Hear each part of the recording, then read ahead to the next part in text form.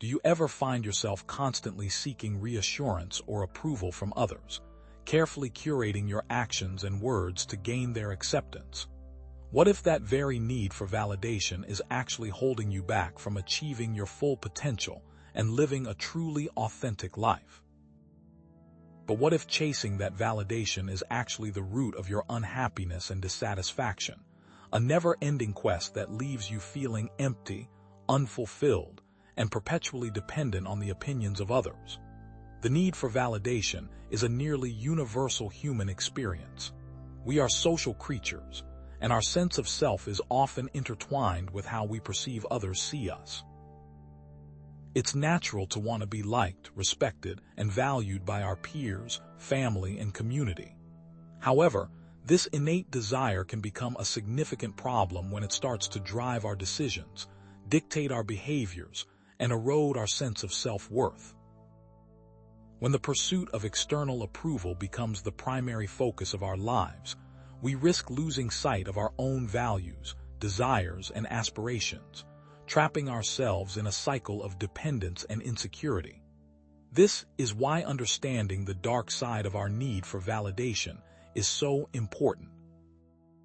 To truly understand this phenomenon, we'll be turning to the work of Alfred Adler, the Austrian psychiatrist and founder of individual psychology.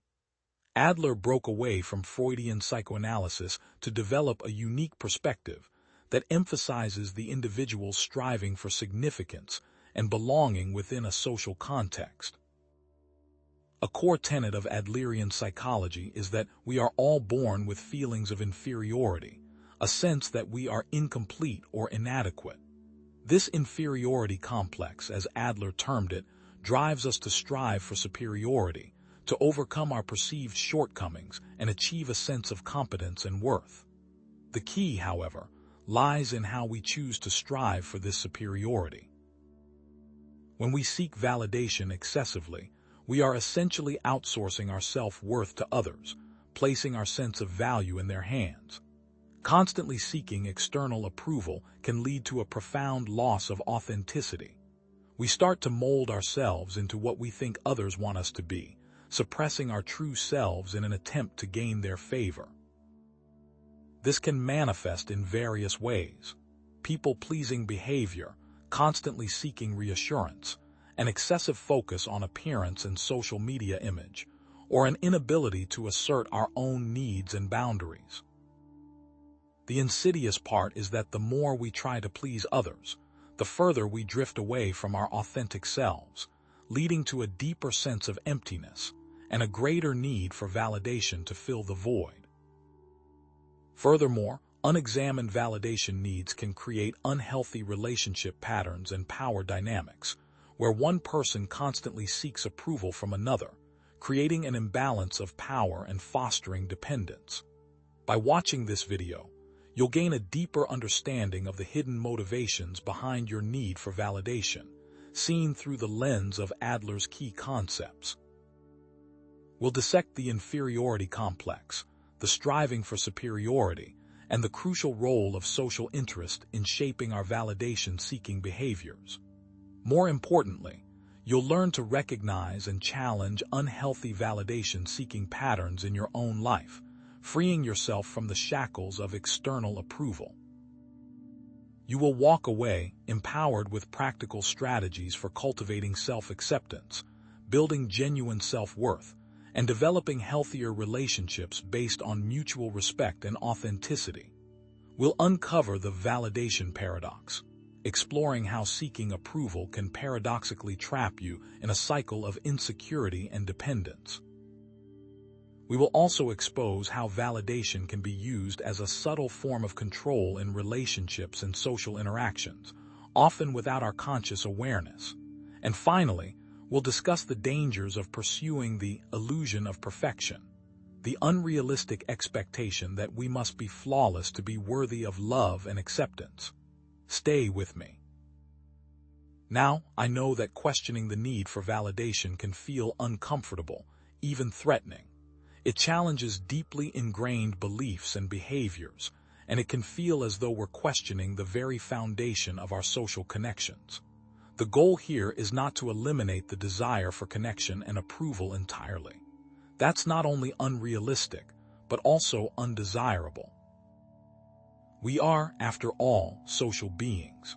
Rather, the aim is to develop a healthier and more balanced relationship with ourselves and others, one where we are not solely dependent on external validation for our sense of worth. This video is about empowerment.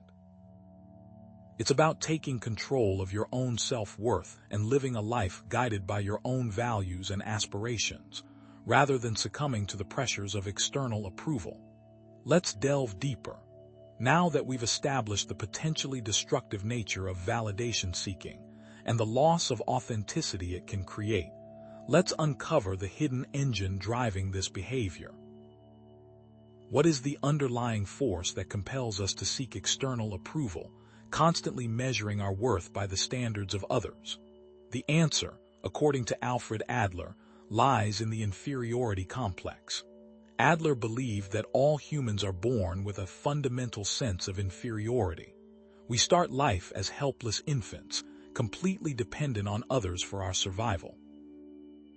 This early experience of helplessness creates a feeling of inadequacy, a sense that we are incomplete or lacking in some way. Now, this feeling of inferiority isn't inherently negative. In fact, it's a normal and even necessary part of human development.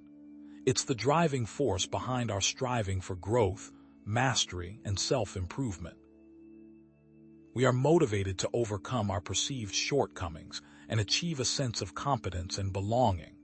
However, when these feelings of inferiority become exaggerated or distorted, they can develop into what Adler termed the inferiority complex. This isn't just a feeling of being not good enough. It's a deep-seated belief that one is fundamentally flawed, worthless, or incapable. It's important to contrast this with normal striving. Normal striving is healthy. It's the desire to grow and improve. The neurotic striving of someone with an inferiority complex, on the other hand, is characterized by a desperate need to compensate for these perceived inadequacies, often through unhealthy or self-defeating behaviors. This constant need to overcompensate arises from the deep-seated need to feel complete, and according to Adler, this is what ultimately drives the need for validation. This inferiority complex can manifest in countless ways, seeping into every aspect of our lives. Perhaps you feel insecure about your physical appearance, constantly comparing yourself to unrealistic beauty standards and seeking validation through compliments or social media likes. Or maybe you doubt your intelligence, fearing that you're not smart enough to succeed and seeking validation through academic achievements or professional recognition. It could be that you struggle with social skills, feeling awkward and out of place in social situations, and seeking validation through popularity or the approval of others. The list goes on. Career success, wealth, material possessions, even romantic relationships can become battlegrounds for our inferiority complex, as we desperately seek external validation to fill the void within. Studies have shown that early childhood experiences, such as criticism, neglect, or even overprotection, can significantly contribute to the development of an inferiority complex, laying the foundation for a lifetime of validation-seeking behavior. So, how does all of this tie into our need for validation? Well, validation seeking is often a way to compensate for these deep-seated feelings of inferiority. When we feel inadequate, we seek external approval to reassure ourselves that we are, in fact, worthy, capable, and lovable. It's a desperate attempt to fill the void created by our exaggerated feelings of inadequacy. Think about it. Are there areas in your life where you feel particularly insecure? Do you find yourself constantly seeking validation in those areas? Is it possible that these behaviors are driven by a deeper, unconscious desire to compensate for feelings of inferiority? Now, this isn't about assigning blame or judging yourself harshly. It's about gaining self-awareness, understanding the underlying motivations behind your behaviors. Remember, knowledge is power, and by understanding the roots of your validation seeking, you can begin to break free from its grip and reclaim your sense of self-worth. Now that we understand the engine behind validation seeking, let's explore how this inferiority complex becomes masked by the need for validation. What are the specific strategies people use to appear superior and feel validated? The need for validation, fueled by the inferiority complex, often leads us to construct a carefully crafted inferiority mask. This mask is a persona we present to the world, designed to conceal our underlying feelings of inadequacy and project an image of competence, superiority, or desirability. Validation seeking, therefore, becomes a performance, a constant act of trying to convince others and ourselves that we are worthy of their approval. And this is where we see the validation paradox come into play. The more we try to project this image, the less authentic we become, and the more dependent we are on external validation to maintain the illusion. This inferiority mask can take many forms, each tailored to the individual's specific insecurities and the social context in which they operate. Alfred Adler referred to this as an individual's style of life, the unique ways individuals strive for superiority and navigate the challenges of life. It's the unique pattern of behaviors, habits, and beliefs that we develop in our early years to cope with feelings of inferiority and achieve a sense of belonging and significance. This style of life is what dictates the mask and is designed to achieve one thing: validation. Consider the perfectionist, who relentlessly strives for flawless performance in every area of their life. This individual believes that if they can achieve perfection, they will finally be worthy of love and acceptance, masking the underlying fear of being seen as inadequate or incompetent. They may spend countless hours obsessing over details, agonizing over mistakes, and constantly seeking validation through achievements and accolades. But here's the catch: perfection is an illusion. No one is perfect, and the relentless pursuit of perfection inevitably leads to disappointment, anxiety, and burnout. This is the perfect example of the illusion of perfection we spoke about earlier.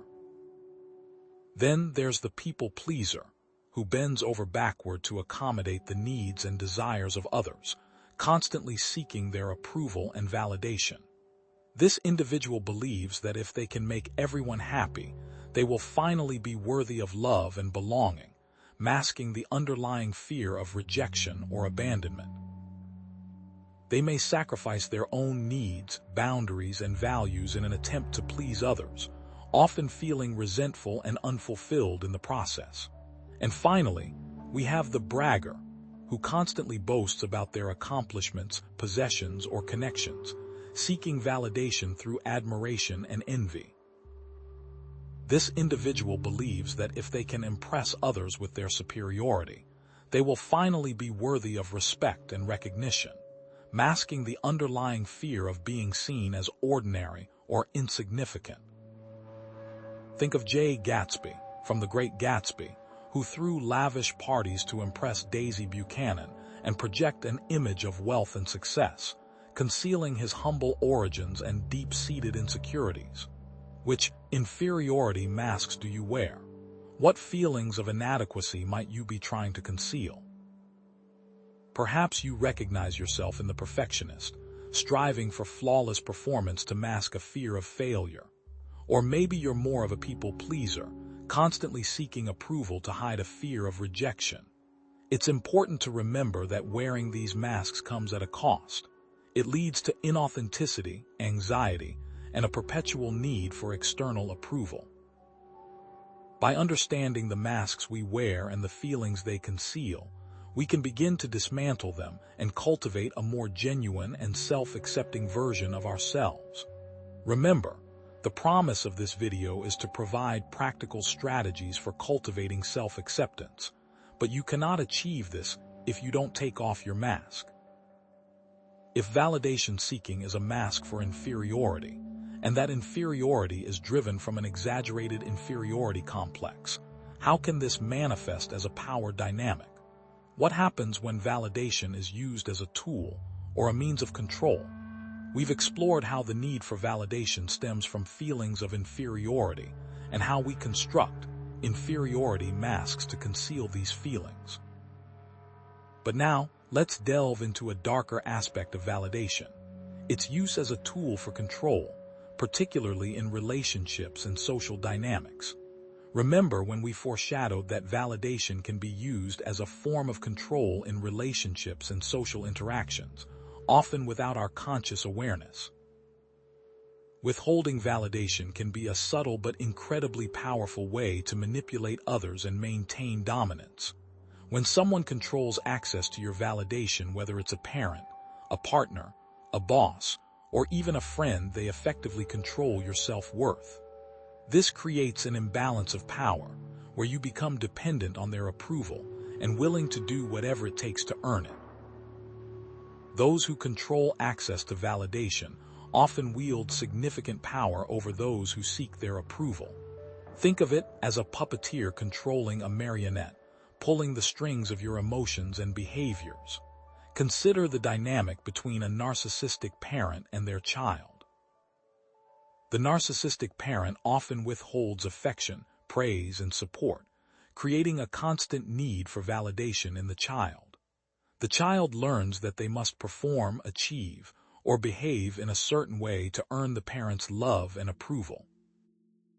This creates a cycle of dependence and manipulation, where the parent maintains control by constantly raising the bar and making the child feel never good enough. Or think about the relationship between a demanding boss and their employee. The boss may withhold praise or recognition, constantly criticizing the employee's work and making them feel insecure about their job performance. This creates a power dynamic where the employee is afraid to speak up, challenge the boss's authority, or even take time off, for fear of losing their job or incurring the boss's disapproval. This can even manifest in romantic relationships through constant criticism or negging, where one partner subtly undermines the other's self-esteem to maintain control.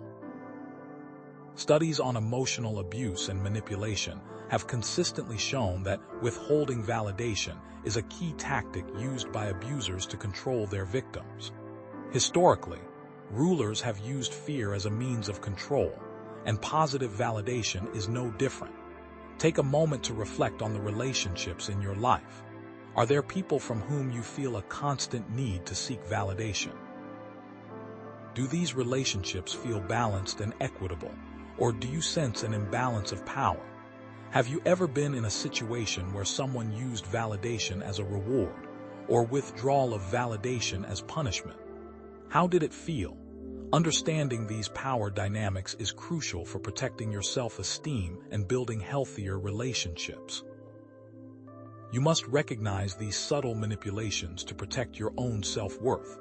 We've now examined the inferiority complex as the driver, validation seeking as the mask, and validation as control. But what specific behaviors indicate unhealthy reliance on validation?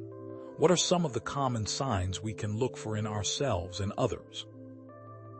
Let's shift our focus now from the underlying motivations to the outward signs. What are the specific behaviors and patterns that indicate an unhealthy reliance on validation? Identifying these red flags is the first step toward breaking free from the cycle of external approval and cultivating genuine self-worth. There are several key indicators of unhealthy validation seeking. One of the most common is a constant need for reassurance. This might manifest as frequently asking others, "Do I look okay?" or "Did I do a good job?" even when there's no real reason to doubt yourself. Another red flag is fishing for compliments, strategically saying things to elicit praise from others. This could involve downplaying your accomplishments to invite reassurance or pointing out your flaws to solicit compliments. An excessive concern with appearance is another telltale sign. This might involve spending hours getting ready, obsessing over your weight or physique, or constantly comparing yourself to others on social media. Another telltale sign is difficulty making decisions independently. Always seeking others' opinions before making even the smallest choices, doubting your own judgment, and lacking confidence in your ability to make the right decision. The fear of criticism is a major indicator. Avoiding situations where you might be judged or criticized, taking feedback personally, and becoming defensive when challenged. And finally, prioritizing others' needs over your own is a common sign of validation seeking. Constantly saying yes to requests, neglecting your own needs and boundaries to please others, and feeling guilty when you assert your own desires. Think about the constant stream of selfies on social media, obsessively checking for likes and comments, each notification a tiny hit of validation. Or consider the person who agrees with everything everyone says, afraid to express their own opinions for fear of disapproval. Then, there's the individual who constantly brags about their accomplishments, subtly seeking admiration and envy from others. Statistics show a strong correlation between social media usage and self-esteem issues, particularly among young people, highlighting the pervasive influence of external validation in the digital age. Take a moment to honestly assess yourself. Do you recognize any of these red flags in your own behavior? Do you constantly seek reassurance, fish for compliments, or obsess over your appearance? Do you have difficulty making decisions independently or fear criticism? Are you prioritizing others' needs over your own? Now, if you recognize these signs, don't despair. Recognizing these signs is the first step towards breaking free from unhealthy patterns. The promise of this video is to give you self-acceptance strategies, and this is the first step. Now that we've explored the signs of unhealthy validation seeking, let's shift our focus to solutions. How can we cultivate self-acceptance and build genuine self-worth so that we're no longer driven by the need for external approval? So, we've explored the signs of unhealthy validation seeking and recognized some red flags in our own behavior. But what drives us to chase this external approval in the first place? Often, it's the relentless pursuit of an illusion, a mirage of perfection that constantly eludes our grasp and fuels our deepest insecurities. The aim of this section is to expose the futility of seeking validation through this unattainable ideal, to show you how this chase keeps you trapped. This illusion of perfection is a socially constructed ideal, often meticulously crafted and relentlessly promoted by the media, advertising, and the subtle yet powerful currents of cultural norms. Think about it. We are bombarded daily with images of flawlessly airbrushed models, narratives of overnight success stories, and portrayals of seemingly perfect relationships, all contributing to an unrealistic standard against which we measure ourselves. This illusion manifests in countless ways. There's the ideal of physical appearance. The perfect body, the flawless skin, the symmetrical features, all meticulously curated and filtered for public consumption. Then there's the ideal of career success. The corner office, the six-figure salary, the constant stream of accolades and promotions, a relentless climb to the top. And of course, the ideal of the perfect relationship. The fairy tale romance, the unwavering devotion, the conflict-free existence, an endless honeymoon of happiness. Don't forget the accumulation of material possessions. The luxury car, the designer clothes, the state-of-the-art gadgets, all symbols of status and success. As well as the attainment of intellectual superiority. The advanced degrees, the encyclopedic knowledge, the razor-sharp wit, all markers of intelligence and erudition. And finally, the illusion of moral purity, the unwavering adherence to ethical principles, the absence of flaws or transgressions, the saintly image of moral rectitude. These ideals are often not only unrealistic but entirely unattainable for most people. Stay with me, because here's the most fascinating part. These standards are often weaponized against us. Consider the case of social media influencers who meticulously curate their online personas, presenting a perfect life filled with exotic vacations, glamorous events, and flawless appearances. But behind the filters and carefully staged photos lies a reality of insecurity, anxiety, and relentless pressure to maintain this illusion. For their followers, constantly comparing themselves to these unattainable standards can lead to feelings of inadequacy, depression, and a distorted sense of reality. Statistics consistently reveal a strong correlation between heavy social media use and body image issues, particularly among young women, highlighting the detrimental impact of this constant exposure to unrealistic ideals. And it's not just about physical appearance. The pressure to achieve perfect grades, land the perfect job, or maintain the perfect relationship can lead to burnout, anxiety disorders, and a pervasive sense of unfulfillment. How often do we see news stories about high-achieving students cracking under the pressure, or successful professionals sacrificing their mental and physical health in pursuit of an elusive goal? Literature is replete with characters destroyed by the pursuit of perfection. Think of Ahab in Moby Dick, driven to his doom by an obsessive quest for the perfect revenge. Isn't it strange that, in a world with so much opportunity, so many people are chasing the same illusions? So, where do you feel the most pressure to be perfect in your own life? Is it in your career, your relationships, your appearance, or some other area? How does this pressure affect your self-esteem and sense of worth? Think about the unrealistic standards that society often imposes on individuals. How much time and energy do you spend trying to meet these standards, and what are you sacrificing in the process? How often do you compare yourself to others, and how does this comparison make you feel? It is important to realize that the constant pursuit of perfection often isolates individuals from genuine connection and intimacy. Remember our value proposition in Section 3, to learn strategies for self-acceptance. Those strategies become useless if you remain caught in the trap of perfection.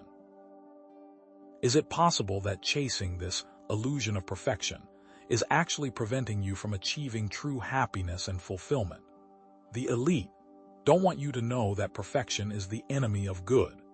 If the illusion of perfection is unattainable and drives unhealthy validation-seeking behaviors, what steps can one take to cultivate genuine self-acceptance? How can you begin to break free from the need for external approval and develop a more solid sense of self-worth? Let's shift our focus now from the problem to the solution. We're going to provide you with practical strategies for cultivating self-acceptance and breaking free from the cycle of validation seeking. This is the key to addressing the underlying issues we've discussed in previous sections: the inferiority complex, the inferiority mask, validation as control, and the illusion of perfection. Stay with me, because the actionable steps we're about to discuss will help you build genuine self-worth and reclaim your sense of personal power. At the heart of self-acceptance lies a set of core principles that, when practiced consistently, can transform your relationship with yourself. Self-compassion involves treating yourself with the same kindness, care, and understanding that you would offer to a friend who is struggling. It means recognizing that everyone makes mistakes, experiences setbacks, and has imperfections. Recognizing your inherent worth means acknowledging that you are valuable and deserving of love and respect, simply because you are a human being. This worth is not contingent on your achievements, your appearance, or the approval of others. It is an intrinsic quality that you possess regardless of external factors. Challenging negative self-talk involves identifying and questioning the negative thoughts and beliefs that undermine your self-esteem. This means becoming aware of the critical voice in your head and replacing it with more positive and realistic self-talk. And perhaps the most important, focusing on your personal values means living in alignment with what truly matters to you, rather than seeking external validation. This means identifying your core values such as honesty, kindness, creativity, or service, and making choices that reflect those values. These principles build on the foundation of self-awareness. Do you want to know a secret? Developing self-acceptance allows you to see the world as it is, and to accept that the world is a collection of people who are also simply trying to get by. So, how can you put these principles into practice? One powerful technique is to practice self-compassion through mindfulness exercises. Take a few minutes each day to focus on your breath, observe your thoughts and feelings without judgment, and offer yourself words of kindness and support. Another effective technique is to identify and challenge negative self-talk using cognitive restructuring techniques. When you notice yourself thinking negatively about yourself, ask yourself, is this thought based on evidence? Is it helpful? What would I say to a friend in this situation? Creating a values-based action plan. Identify your core values and then set realistic goals that align with those values. Celebrate small victories along the way and don't beat yourself up when you experience setbacks. And finally, engage in activities that bring you joy and fulfillment. Make time for hobbies, interests, and passions that make you feel alive and connected to yourself. Don't let anyone tell you these things are not important. Research on the effectiveness of self-compassion interventions has consistently shown that practicing self-compassion can lead to increased self-esteem, reduced anxiety and depression, and improved overall well-being. What small step can you take each day to practice self-acceptance and challenge your negative self-talk? What is one activity that brings you joy and fulfillment, and how can you incorporate it into your daily routine? How does focusing on your values shift the focus away from external validation and toward a more intrinsic sense of worth? It is vital to remember the importance of self-awareness and self-compassion in breaking free from the cycle of validation seeking. Go back to the guiding principles for building self-esteem that we discussed earlier. Do you see how they all work together? What would happen if you incorporated all of these into your daily routine? Now that you have learned to embrace self-acceptance, how can you apply it to build healthy relationships? Is it possible to create relationships based on mutual respect and authenticity, rather than validation? Having established the importance of self-acceptance, let's explore how to translate that into healthier relationships.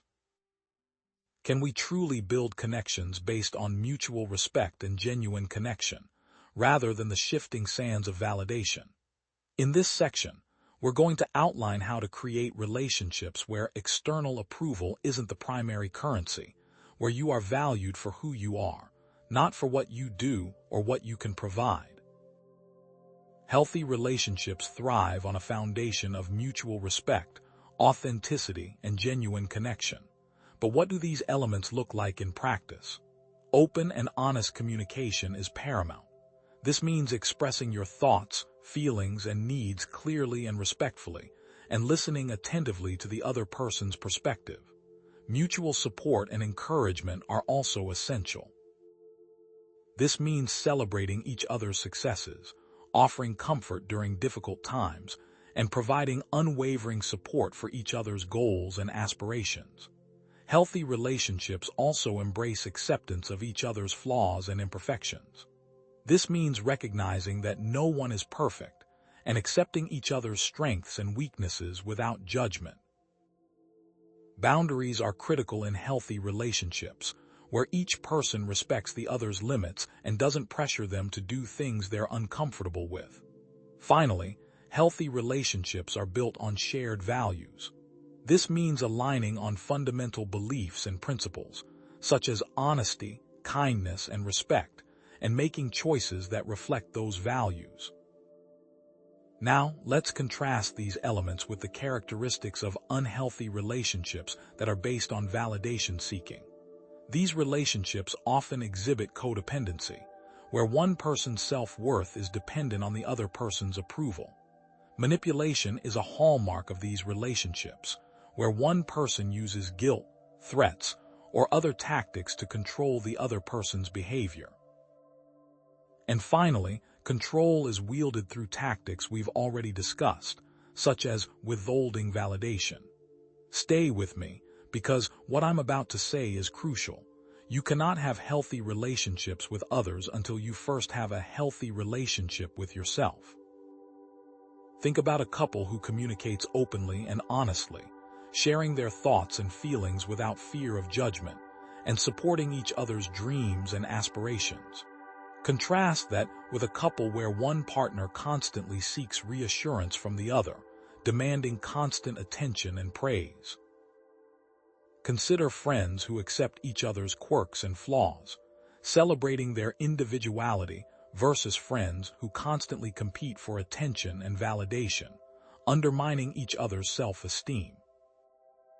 Or consider a family that encourages individuality and self-expression, supporting each member's unique talents and interests, versus a family that demands conformity and approval, punishing any deviation from the norm. Studies on relationship satisfaction consistently show that healthy communication, mutual support, and shared values are key predictors of long-term happiness and fulfillment. Did you know that many people believe that successful relationships are a matter of luck? What they don't want you to know is that successful relationships are a result of mutual effort and are predicated by a strong sense of self-worth on the part of both parties. As you consider your own relationships, ask yourself, are there areas where you can improve communication, set healthier boundaries, and foster greater authenticity? How can setting boundaries actually improve your image, rather than making you seem selfish or unapproachable? What steps can you take to create a safe space for open and honest communication with the people you care about? You should also encourage prioritizing relationships that are based on mutual respect and support, rather than the need for external validation. Remember, the goal is not to eliminate validation entirely, but to reduce its importance and create relationships that are built on something deeper and more sustainable. What if you stopped trying to fix your relationships and started trying to fix yourself? Now that we have covered how to achieve healthy relationships, let's recap what we've learned and point out practical steps to achieve the results discussed. So, we've journeyed through the shadows of validation seeking, uncovering its dark side and its connection to our deepest insecurities. Remember those initial questions we posed about why we crave approval and how it affects our sense of self. We've explored those questions in depth, revealing the hidden forces that drive this behavior. Now, it's time to consolidate what we've learned and equip you with practical steps to reclaim control of your life. The purpose of this section is not just to understand the problem, but to become part of the solution. Think back to Adler's core concepts. The inferiority complex, that persistent feeling of inadequacy, is the engine that drives our relentless search for validation. The inferiority mask, that carefully constructed facade we present to the world, is how we try to hide our insecurities.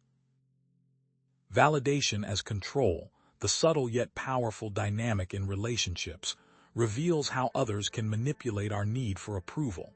And the illusion of perfection, that unattainable ideal, keeps us trapped in a cycle of self-criticism. But remember, self-acceptance and healthy relationships are the antidotes to this toxic cycle. We will focus on that for the remainder of the video. Stay with me. Let's get practical. Here are actionable steps you can take, starting today, to break free from validation seeking and cultivate genuine self-worth. Actionable step 1. Practice self-compassion. Remember that inferiority complex. It thrives on negative self-talk. You must challenge it with kindness. Treat yourself as you would a dear friend. Engage in mindfulness exercises, journaling to explore your feelings without judgment, and positive affirmations to counteract those critical inner voices. This isn't about ignoring your flaws. It's about accepting them with understanding and kindness. Actionable step 2. Challenge negative self-talk. That illusion of perfection sets unrealistic standards, leading to constant self-criticism. Fight back. Use cognitive restructuring techniques to identify and reframe those negative thoughts. Ask yourself, is this thought based on facts or feelings? Is it helpful or harmful? What would you tell a friend who was thinking this way? Actionable step 3. Focus on personal values. The inferiority mask forces you to prioritize external approval over authenticity. Reclaim your true self by identifying your core values: honesty, kindness, creativity, whatever resonates with you. Then create a values-based action plan. Make choices that align with those values, regardless of what others think. This isn't about being selfish. It's about living a life that is true to who you are. Actionable step 4. Set realistic goals. The illusion of perfection fuels the pressure to achieve unrealistic standards, leading to burnout and disappointment. Break down those large, overwhelming goals into smaller, manageable steps. Celebrate those small victories along the way. And don't beat yourself up when you stumble. Learn from the experience and keep moving forward. If I can accomplish this goal, surely I am on the right path. Actionable step 5. Cultivate healthy relationships. Remember validation as control. It thrives in relationships based on manipulation and dependence. Build relationships based on mutual respect and authenticity. Set healthy boundaries, communicate openly and honestly, and prioritize connections where you are valued for who you are, not for what you do. This isn't about cutting people out of your life. It's about creating healthier dynamics. Actionable step 6. Seek professional help. Breaking free from deeply ingrained patterns can be challenging, and it's okay to ask for help. Consider seeking therapy or counseling. A skilled therapist can provide guidance, support, and tools to help you navigate this journey. This isn't a sign of weakness. It's a sign of strength. Implementing these steps requires commitment and perseverance. It's a journey, not a destination. Some days will be easier than others, and there will be setbacks along the way. But don't give up. Commit to taking at least one small step each day to implement these strategies. What is one small step you can take today to practice self-compassion? How can you challenge a negative thought that's holding you back? What is one action you can take that aligns with your core values? The most important thing is self-awareness and ongoing self-reflection. It is a skill that is not easy to develop, but rewarding once you do. The elite don't want you to realize how important the above questions are. What will you do about it? Remember that building self-acceptance and breaking free from unhealthy patterns is a continuous process, not a one-time fix. Share your experiences in the comments below.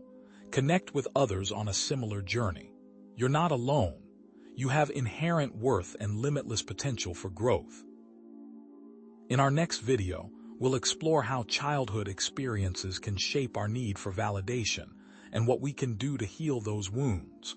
What would happen if you asked yourself one of these questions per day? If implementing those steps weren't enough, we must also be aware of the validation addiction, that is people-pleasing.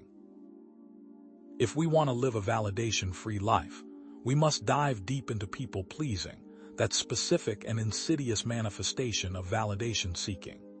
You see, it connects directly back to the inferiority mask and validation as control. People-pleasing is a way to avoid conflict and maintain a sense of control, while further hiding insecurity. People-pleasing is a trap, a gilded cage built from the bricks of external approval and the mortar of self-denial. But what exactly is people-pleasing? At its core, it is the compulsive need to please others, often at the expense of one's own needs and desires. The underlying motivations are usually a fear of rejection, a desperate need for approval, and deeply rooted low self-esteem. The fear of being disliked, abandoned, or criticized drives the people-pleaser to constantly seek validation from others. This manifests in various forms: saying yes to everything, even when overwhelmed; avoiding conflict at all costs, suppressing one's own opinions and desires; and constantly seeking reassurance, fishing for compliments, and apologizing excessively. However, let's make a distinction. Genuine kindness stems from a place of inner abundance and a desire to help others without expecting anything in return. People-pleasing, on the other hand, is rooted in scarcity and a fear of losing approval. It's a manipulative dance disguised as altruism, a subtle form of control where the people-pleaser hopes to gain love and acceptance by sacrificing their own authenticity. Consider the case of Emily, an employee who constantly takes on extra work to please her boss, hoping for a promotion or even just a pat on the back. She works late nights, sacrifices her weekends, and neglects her own well-being. Over time, she burns out, resents her boss and coworkers, and feels increasingly unfulfilled. Or consider the story of David, who avoids conflict at all costs, even when his boundaries are crossed. He agrees with everyone, never expresses his true feelings, and allows others to walk all over him. This leads to a build-up of resentment, which eventually manifests as passive-aggressive behavior and strained relationships. Now, let's not forget the insidious role of social media. The pressure to present a perfect image and gain likes and followers reinforces people-pleasing behavior. Individuals may curate their online personas to conform to societal expectations, suppressing their true selves in pursuit of external validation. They post content they think will be popular, even if it doesn't align with their values, and constantly compare themselves to others, fueling feelings of inadequacy and the need for more likes. Think about it. Are you living your truth or the truth of your followers? Now, consider the long-term consequences of people-pleasing. What happens to your sense of self when you constantly prioritize the needs of others over your own? How does it affect your relationships when you're not being authentic? Does people-pleasing genuinely improve your relationships with others, or does it slowly damage them due to resentment and a lack of genuine connection? The truth is that people-pleasing erodes self-esteem, leading to feelings of emptiness, anxiety, and depression. It creates a vicious cycle where the more you seek validation, the less authentic you become, leading to even greater insecurity. So let me ask, are you in that cycle? If people-pleasing is a trap and healthy boundaries are the key to escaping it, how can we effectively set and maintain those boundaries? What are the specific strategies for saying no and asserting our own needs without feeling guilty or selfish? The key to escaping this trap, therefore, lies in the art of setting healthy boundaries. Now, this brings us to the question, what are healthy boundaries and how can we establish them? Healthy boundaries are clear guidelines that define what is acceptable and unacceptable behavior in relationships. They are the invisible fences that protect our time, energy, and emotional well-being. These boundaries are not walls built to keep others out, but rather fences that define our property, the limits of what we are willing to give and tolerate. There are different types of boundaries: physical, emotional, intellectual, and material. Physical boundaries involve our personal space and physical touch. Emotional boundaries protect our feelings and prevent others from dumping their emotional baggage on us. Intellectual boundaries safeguard our thoughts and opinions, preventing others from imposing their beliefs on us. Material boundaries define our possessions and resources, preventing others from taking advantage of us. Establishing and maintaining these boundaries is essential for protecting one's time, energy, and emotional well-being, and it requires a shift in mindset, a conscious decision to prioritize self-respect and self-care. Learning to say no assertively is a critical skill for setting healthy boundaries. This means expressing your needs and limits clearly and respectfully, without apologizing or feeling guilty. It involves communicating your needs and expectations clearly, enforcing consequences when boundaries are violated, and prioritizing self-care. For instance, you can use I statements to express your needs and boundaries without blaming or accusing others. For example, instead of saying, "You always interrupt me," you can say, I feel interrupted when you talk over me, and I need you to listen when I'm speaking. Consider the case of Sarah, who learns to say no to extra work, resulting in reduced stress and improved work-life balance. She starts declining additional tasks, explaining that she needs to prioritize her existing commitments. Initially, she feels guilty, but over time, she realizes that her colleagues respect her more for setting boundaries, and that she is more productive and fulfilled when she's not overwhelmed. Take a moment to reflect on the areas in your life where you struggle to set boundaries. What do you fear will happen if you start saying no? Do you worry about disappointing others, losing their approval, or causing conflict? Remember that setting boundaries is not selfish. It's an act of self-preservation. How can you practice saying no in a kind but firm way? What small steps can you take to assert your needs and protect your well-being? Think about the time this will allow for self-care activities. Remember, self-compassion is essential in the process of setting boundaries. Be kind to yourself, acknowledge your fears, and celebrate your progress. If setting boundaries is essential for healthy relationships, what happens when those boundaries are repeatedly violated? How do we recognize and deal with toxic relationships where validation is consistently withheld or used as a weapon? This leads us to a darker side of relationships, toxic relationships, environments where validation is consistently withheld, manipulated, or used as a weapon. These relationships often involve dynamics of validation as control, inferiority mask, and people-pleasing, creating a breeding ground for emotional distress and self-doubt. But what defines a toxic relationship? Toxic relationships are characterized by patterns of negativity, manipulation, control, and emotional abuse. These patterns can manifest in various ways, from constant criticism and gaslighting to emotional blackmail, passive aggression, and boundary violations. Constant criticism involves belittling, demeaning, and invalidating the other person's feelings and experiences. Gaslighting is a form of manipulation that makes the victim doubt their own sanity, memory, and perception of reality. Emotional blackmail uses threats, guilt, and intimidation to control the other person's behavior. Passive aggression involves expressing negative feelings indirectly through sarcasm, resentment, and sabotage. And boundary violations involve disregarding the other person's needs and limits, invading their personal space, and disregarding their autonomy. The detrimental effects of toxic relationships on one's self-esteem, mental health, and overall well-being are profound, leading to anxiety, depression, feelings of worthlessness, and a diminished sense of self.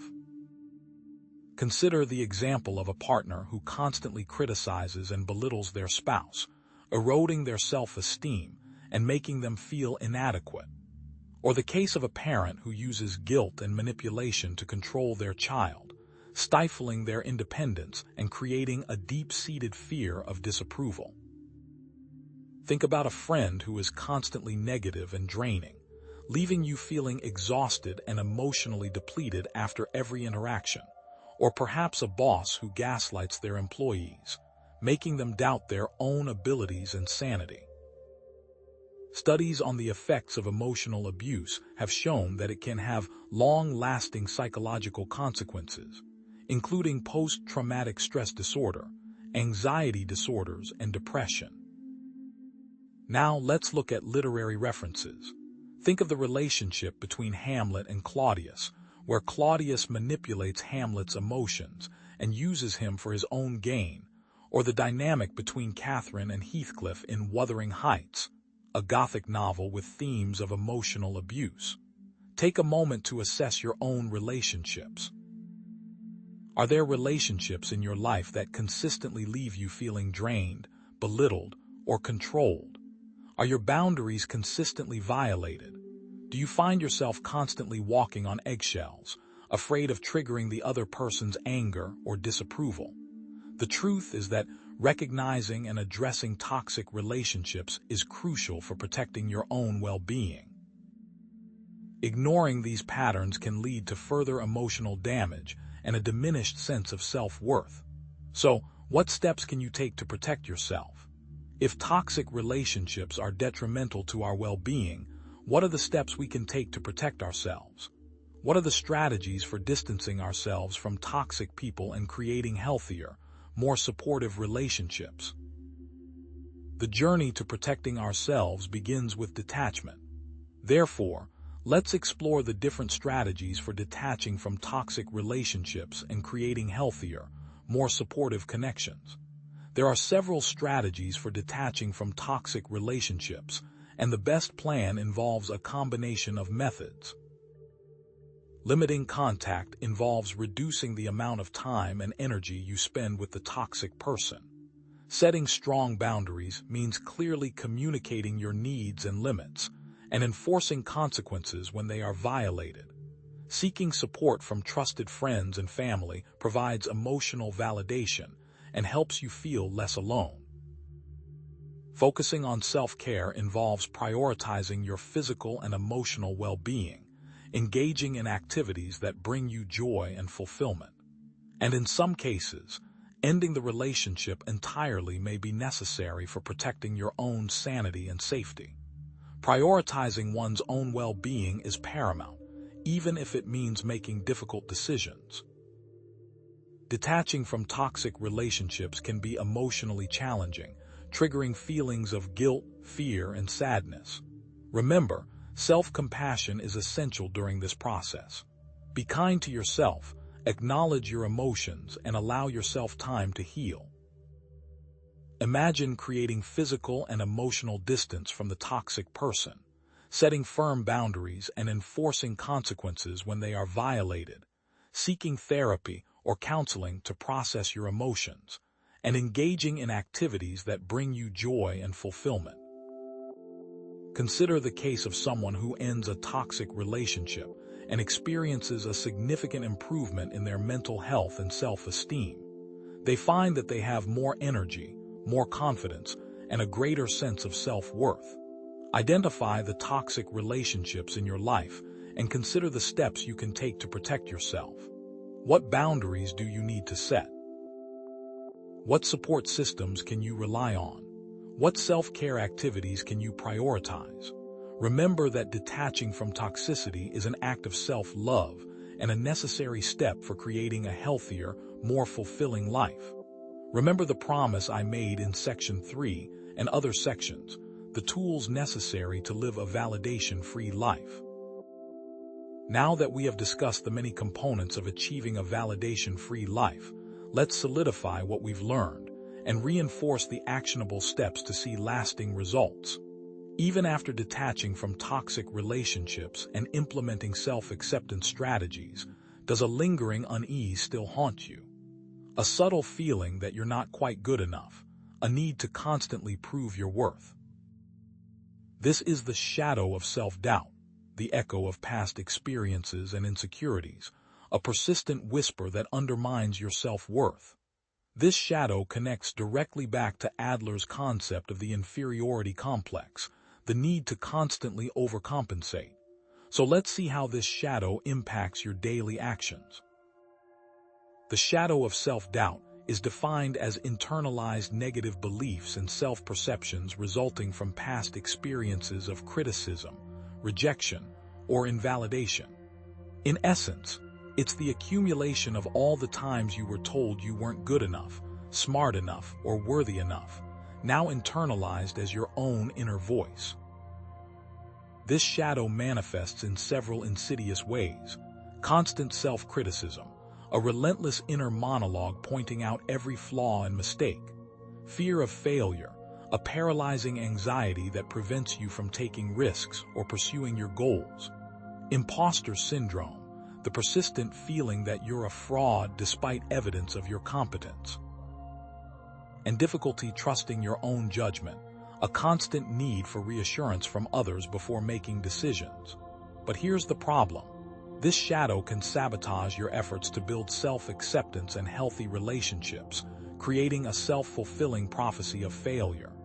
You anticipate rejection, so you act in ways that elicit it, further reinforcing your negative beliefs.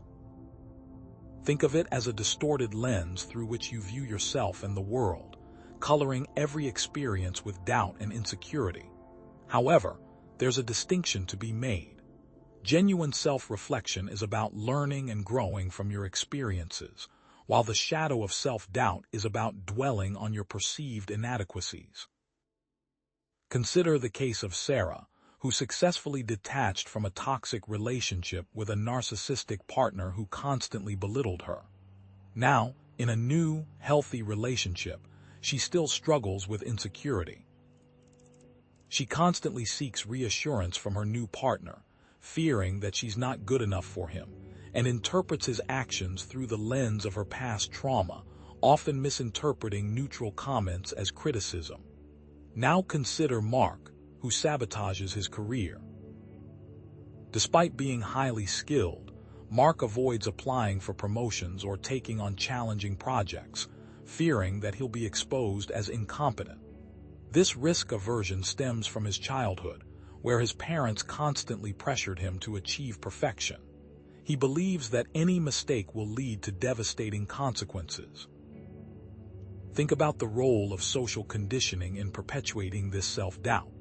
From a young age, we're bombarded with messages about what it means to be successful, attractive, and worthy, often internalizing unrealistic expectations and comparing ourselves to others. Social media amplifies this effect, creating a constant stream of curated images and highlight reels that reinforce feelings of inadequacy. Consider the historical figure of Abraham Lincoln, who battled crippling self-doubt throughout his life. Despite his extraordinary achievements, he constantly questioned his abilities and feared failure, yet he persevered, leading the nation through one of its most challenging periods. Or consider Maya Angelou, who struggled with imposter syndrome, despite her immense talent and success as a writer. She often felt like she was fooling people and worried that she would be found out.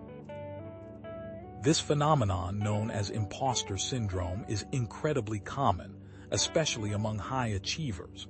So, what negative beliefs and self-perceptions comprise your own shadow of self-doubt? How does this shadow affect your decisions and behaviors? Does it lead you to avoid risks, sabotage relationships, or settle for less than you deserve? Think about it. How does it undermine your self-esteem and relationships? Recognizing and challenging this shadow is crucial in order to fully embrace self-acceptance and live authentically. Start by identifying the specific negative thoughts and beliefs that fuel your self-doubt.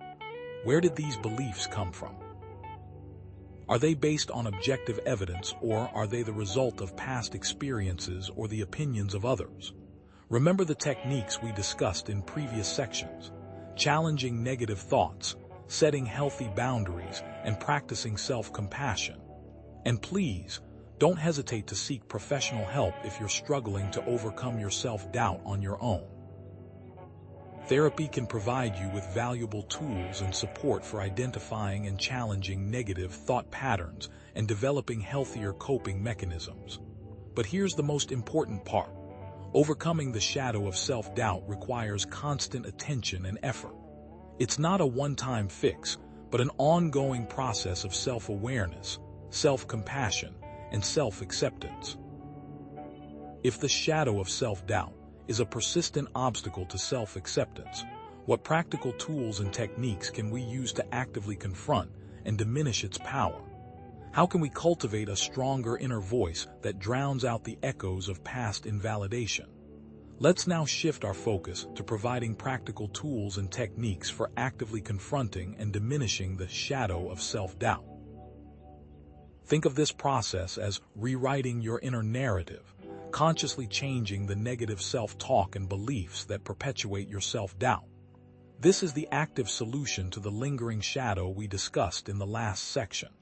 The key here is cognitive restructuring, or reframing negative thoughts.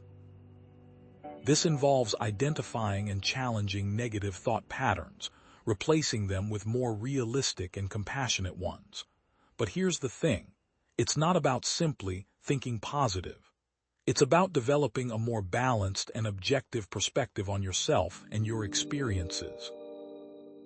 Positive affirmations, when used correctly, can be powerful tools for challenging negative self-talk and cultivating a more positive self-image. The problem with many people is that they use toxic positivity. Toxic positivity is the overgeneralization of happiness. It results in the denial, minimization, and invalidation of authentic emotional experience.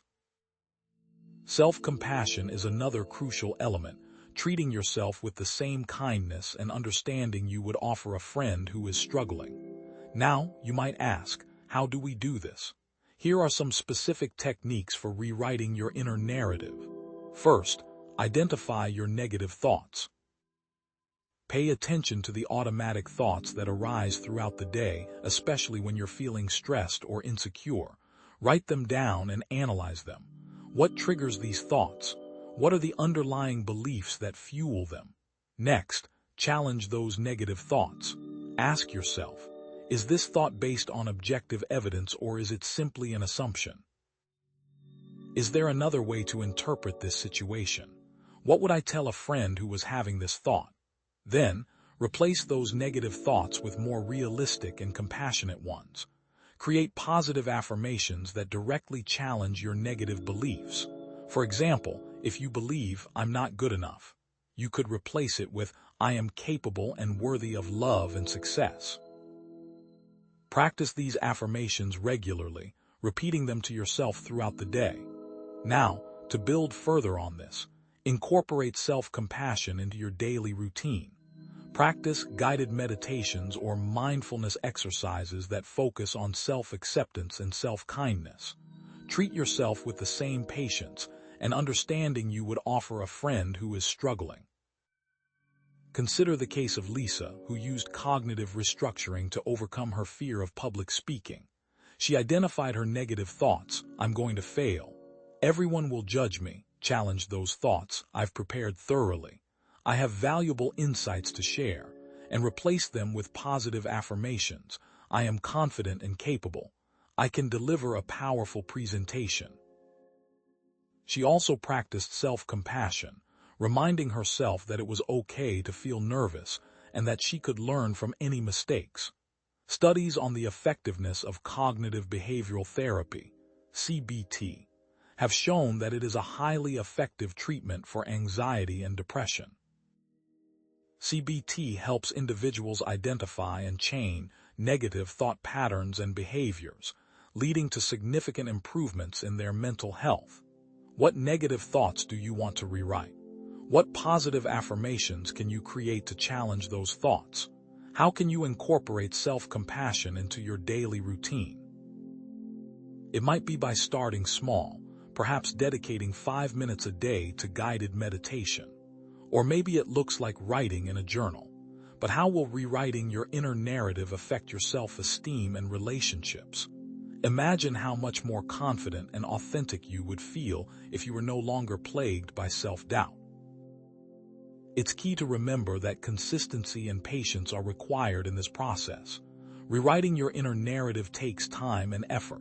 Be kind to yourself, celebrate your progress, and don't get discouraged by setbacks. Creating a support structure for this transformation is paramount. Seek out friends, family members, or a therapist who can provide you with encouragement and guidance. Remember, you're not alone in this journey. While rewriting our inner narrative is crucial, the journey toward authentic self-acceptance requires us to embrace another component. What role does radical self-acceptance play in overcoming validation seeking, and what does it entail? This brings us to the concept of radical authenticity, the ultimate validation vaccine. If the shadow of self-doubt represents a constant vulnerability, radical authenticity is the protective armor. It's a complete embracing of oneself, flaws and all, as a way to inoculate against the need for external validation. It is the culmination of self-awareness, boundary setting, and inner work we've already discussed.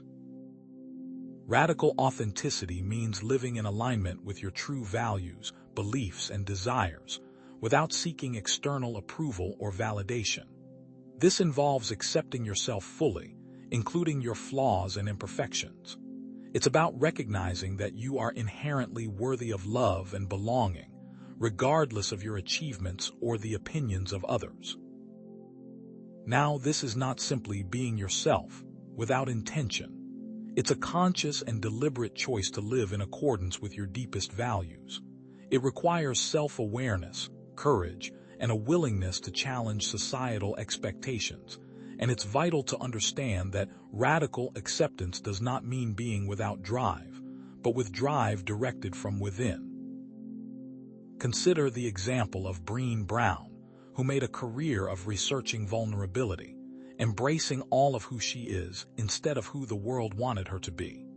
Or consider the story of an artist who was initially rejected by the art world, but remained true to their vision, eventually achieving recognition and success.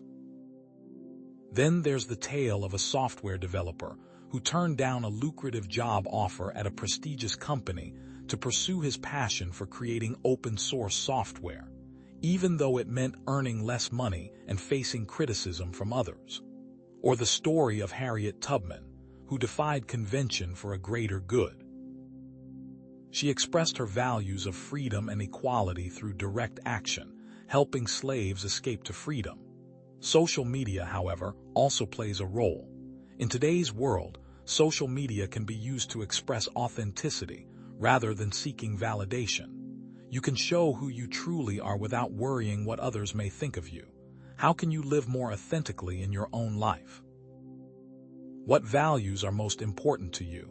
What fears or insecurities are holding you back? Think about how your life would change if you stopped seeking external approval. Would you pursue different goals? Would you make different choices in your relationships? Would you feel more free and fulfilled? And how can one express values without being preachy? Expressing values comes from action. Actions speak louder than words, so it's important to act in a manner that coincides with your values. Radical authenticity is a transformative force. By embracing your true self, you can break free from the need for validation and create a more fulfilling and meaningful life.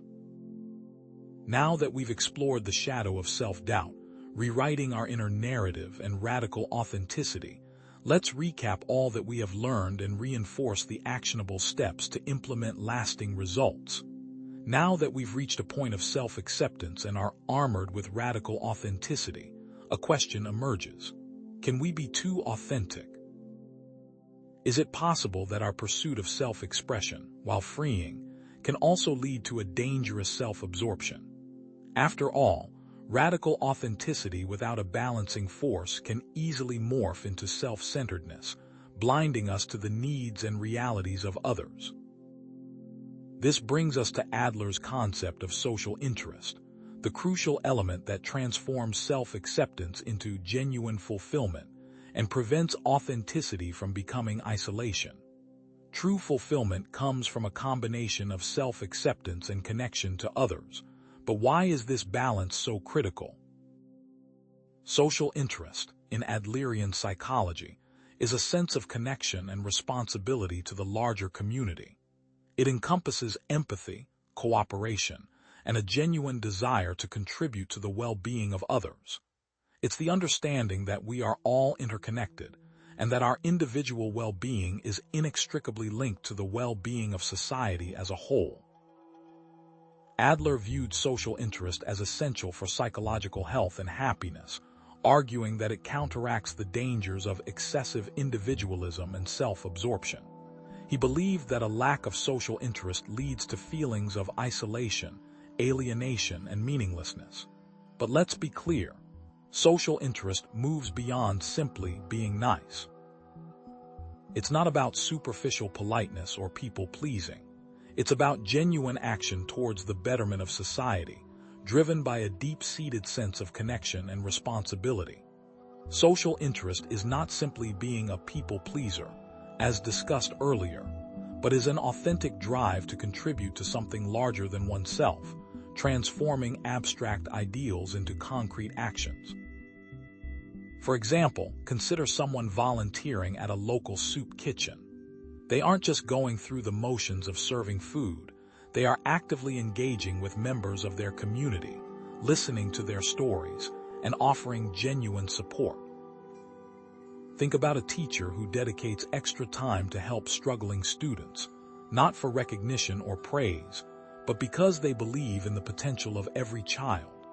Consider the story of Malala Yousafzai, who risked her life to advocate for girls' education in Pakistan, driven by a profound sense of social interest and a belief in the power of education to transform lives.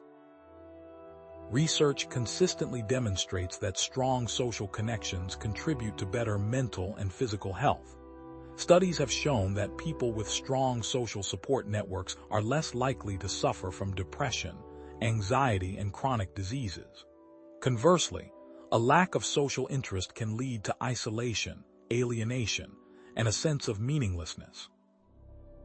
Think about the rise of social isolation in modern society, where people are increasingly disconnected from their communities and spend more time online than in real-life interactions.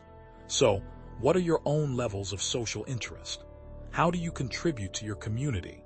How do you balance your own needs with the needs of others? Think about it.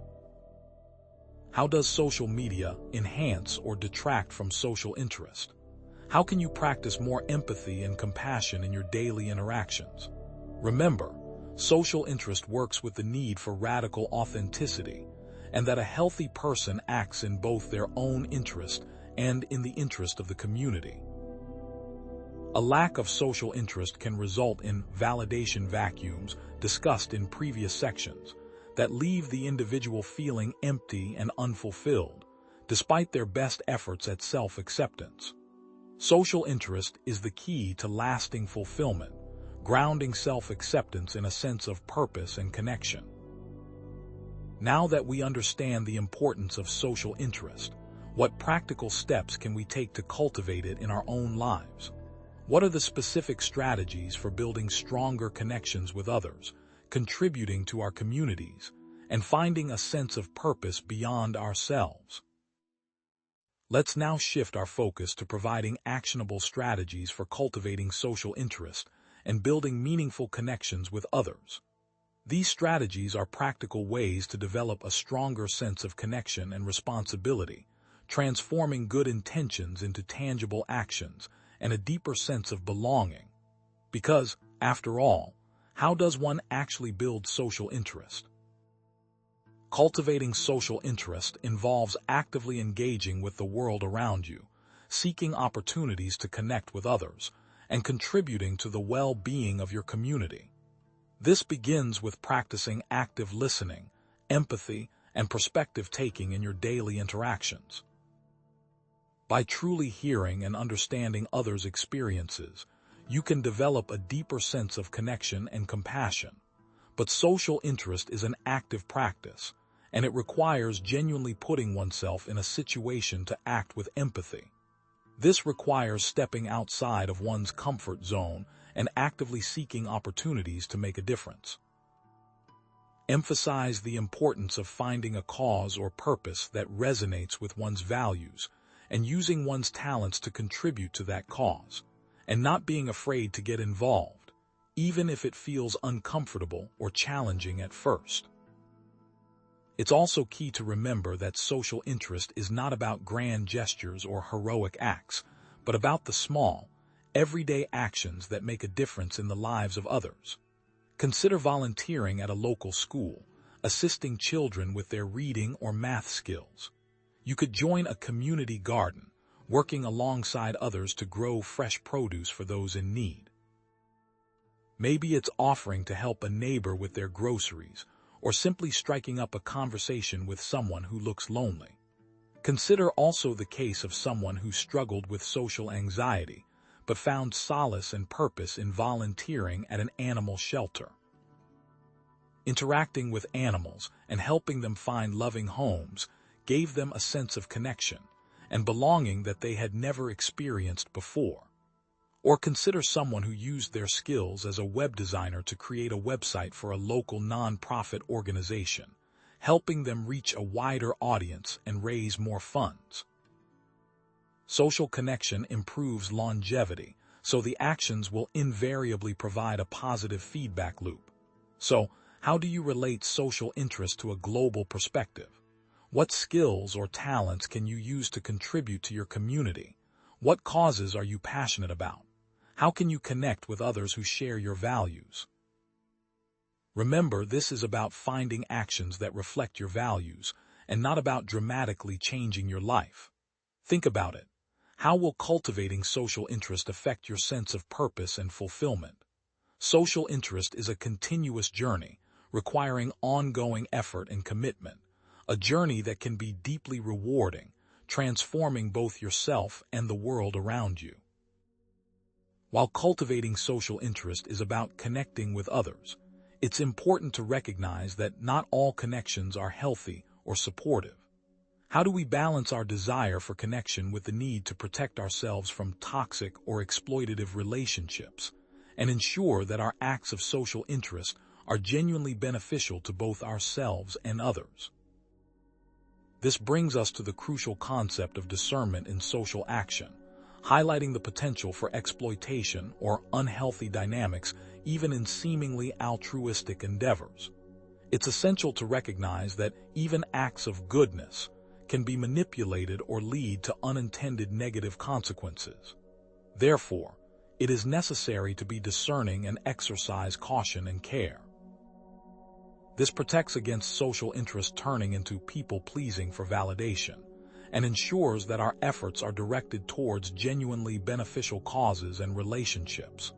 Discernment, in this context, is the ability to distinguish between healthy and unhealthy relationships, genuine and manipulative intentions, and effective and ineffective forms of social action. It involves recognizing the red flags to watch out for, such as being asked to compromise one's values, being pressured to give more than one can afford, or being involved in a cause that is not truly aligned with one's beliefs. It also requires understanding the importance of setting boundaries in social interactions and prioritizing one's own well-being, being able to recognize when your efforts are being exploited or when you are becoming enmeshed in a toxic dynamic.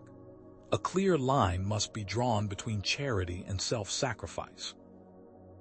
Remember, your well-being and sense of authenticity is paramount, because if you don't have those, you cannot offer real help to anyone. For instance, consider a situation where you are pressured to donate to a charity that uses deceptive marketing tactics or spends a disproportionate amount of its funds on administrative costs.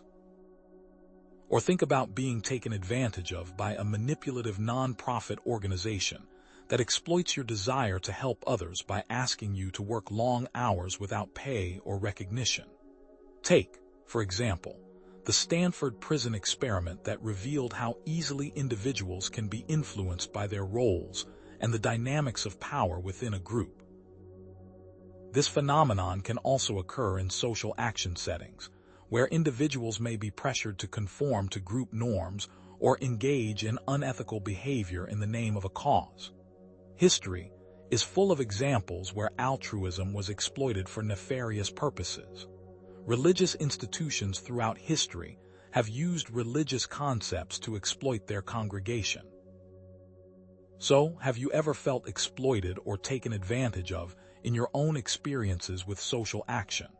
How can you ensure that your acts of kindness are genuinely beneficial to both yourself and others? What boundaries do you need to set in your social interactions? Practicing self-awareness and critical thinking is essential in navigating the complexities of social interest. Discernment allows us to engage in social action in a way that is both meaningful and sustainable, ensuring that our efforts are truly beneficial to ourselves and the communities we serve. Now that we've explored the balance of social interest and the need for discernment, let's integrate all of these concepts and solidify what we've learned so far, readying us for the actionable steps to implement lasting results and make a positive impact in our lives and communities. Now that we've explored the importance of social interest and the need for discernment, and given our discussion of the inferiority complex as the unconscious driver behind the need for validation, how do we spot the patterns of unhealthy validation seeking in ourselves and others? This section serves as a concrete identification guide, providing red flags to watch out for. Consider the power dynamics we discussed, and how those dynamics can insidiously create a deep-seated need for external approval, and even outright demand it. Let's look at the specifics. To begin, it's important to understand that healthy validation is a normal part of human interaction. It's natural to want to be appreciated and acknowledged for your efforts and qualities. However, when this need becomes excessive and starts to dictate your behaviors and decisions, it crosses the line into unhealthy territory. The key indicators of unhealthy validation seeking can be broadly categorized into approval-seeking behaviors, image-focused behaviors, decision-making deficits, and boundary issues. Approval-seeking behaviors manifest as a constant need for reassurance, often involving fishing for compliments, excessive apologies even for minor things, and a profound difficulty in accepting any form of criticism. Image-focused behaviors are characterized by an excessive concern with physical appearance and obsessive social media habits, as well as a desperate need to project an image of perfection. Decision-making deficits are showcased through a difficulty in making independent decisions, deference to others' opinions, and a distinct lack of confidence in one's own judgment. Finally, boundary issues reveal themselves through prioritizing others' needs over one's own, struggling to say no, and a debilitating fear of disappointing others.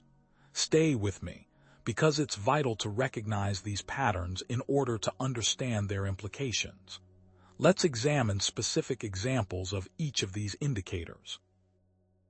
Those engaging in approval-seeking behaviors might constantly ask, "Do I look okay?" before leaving the house, even if they've already received reassurance multiple times.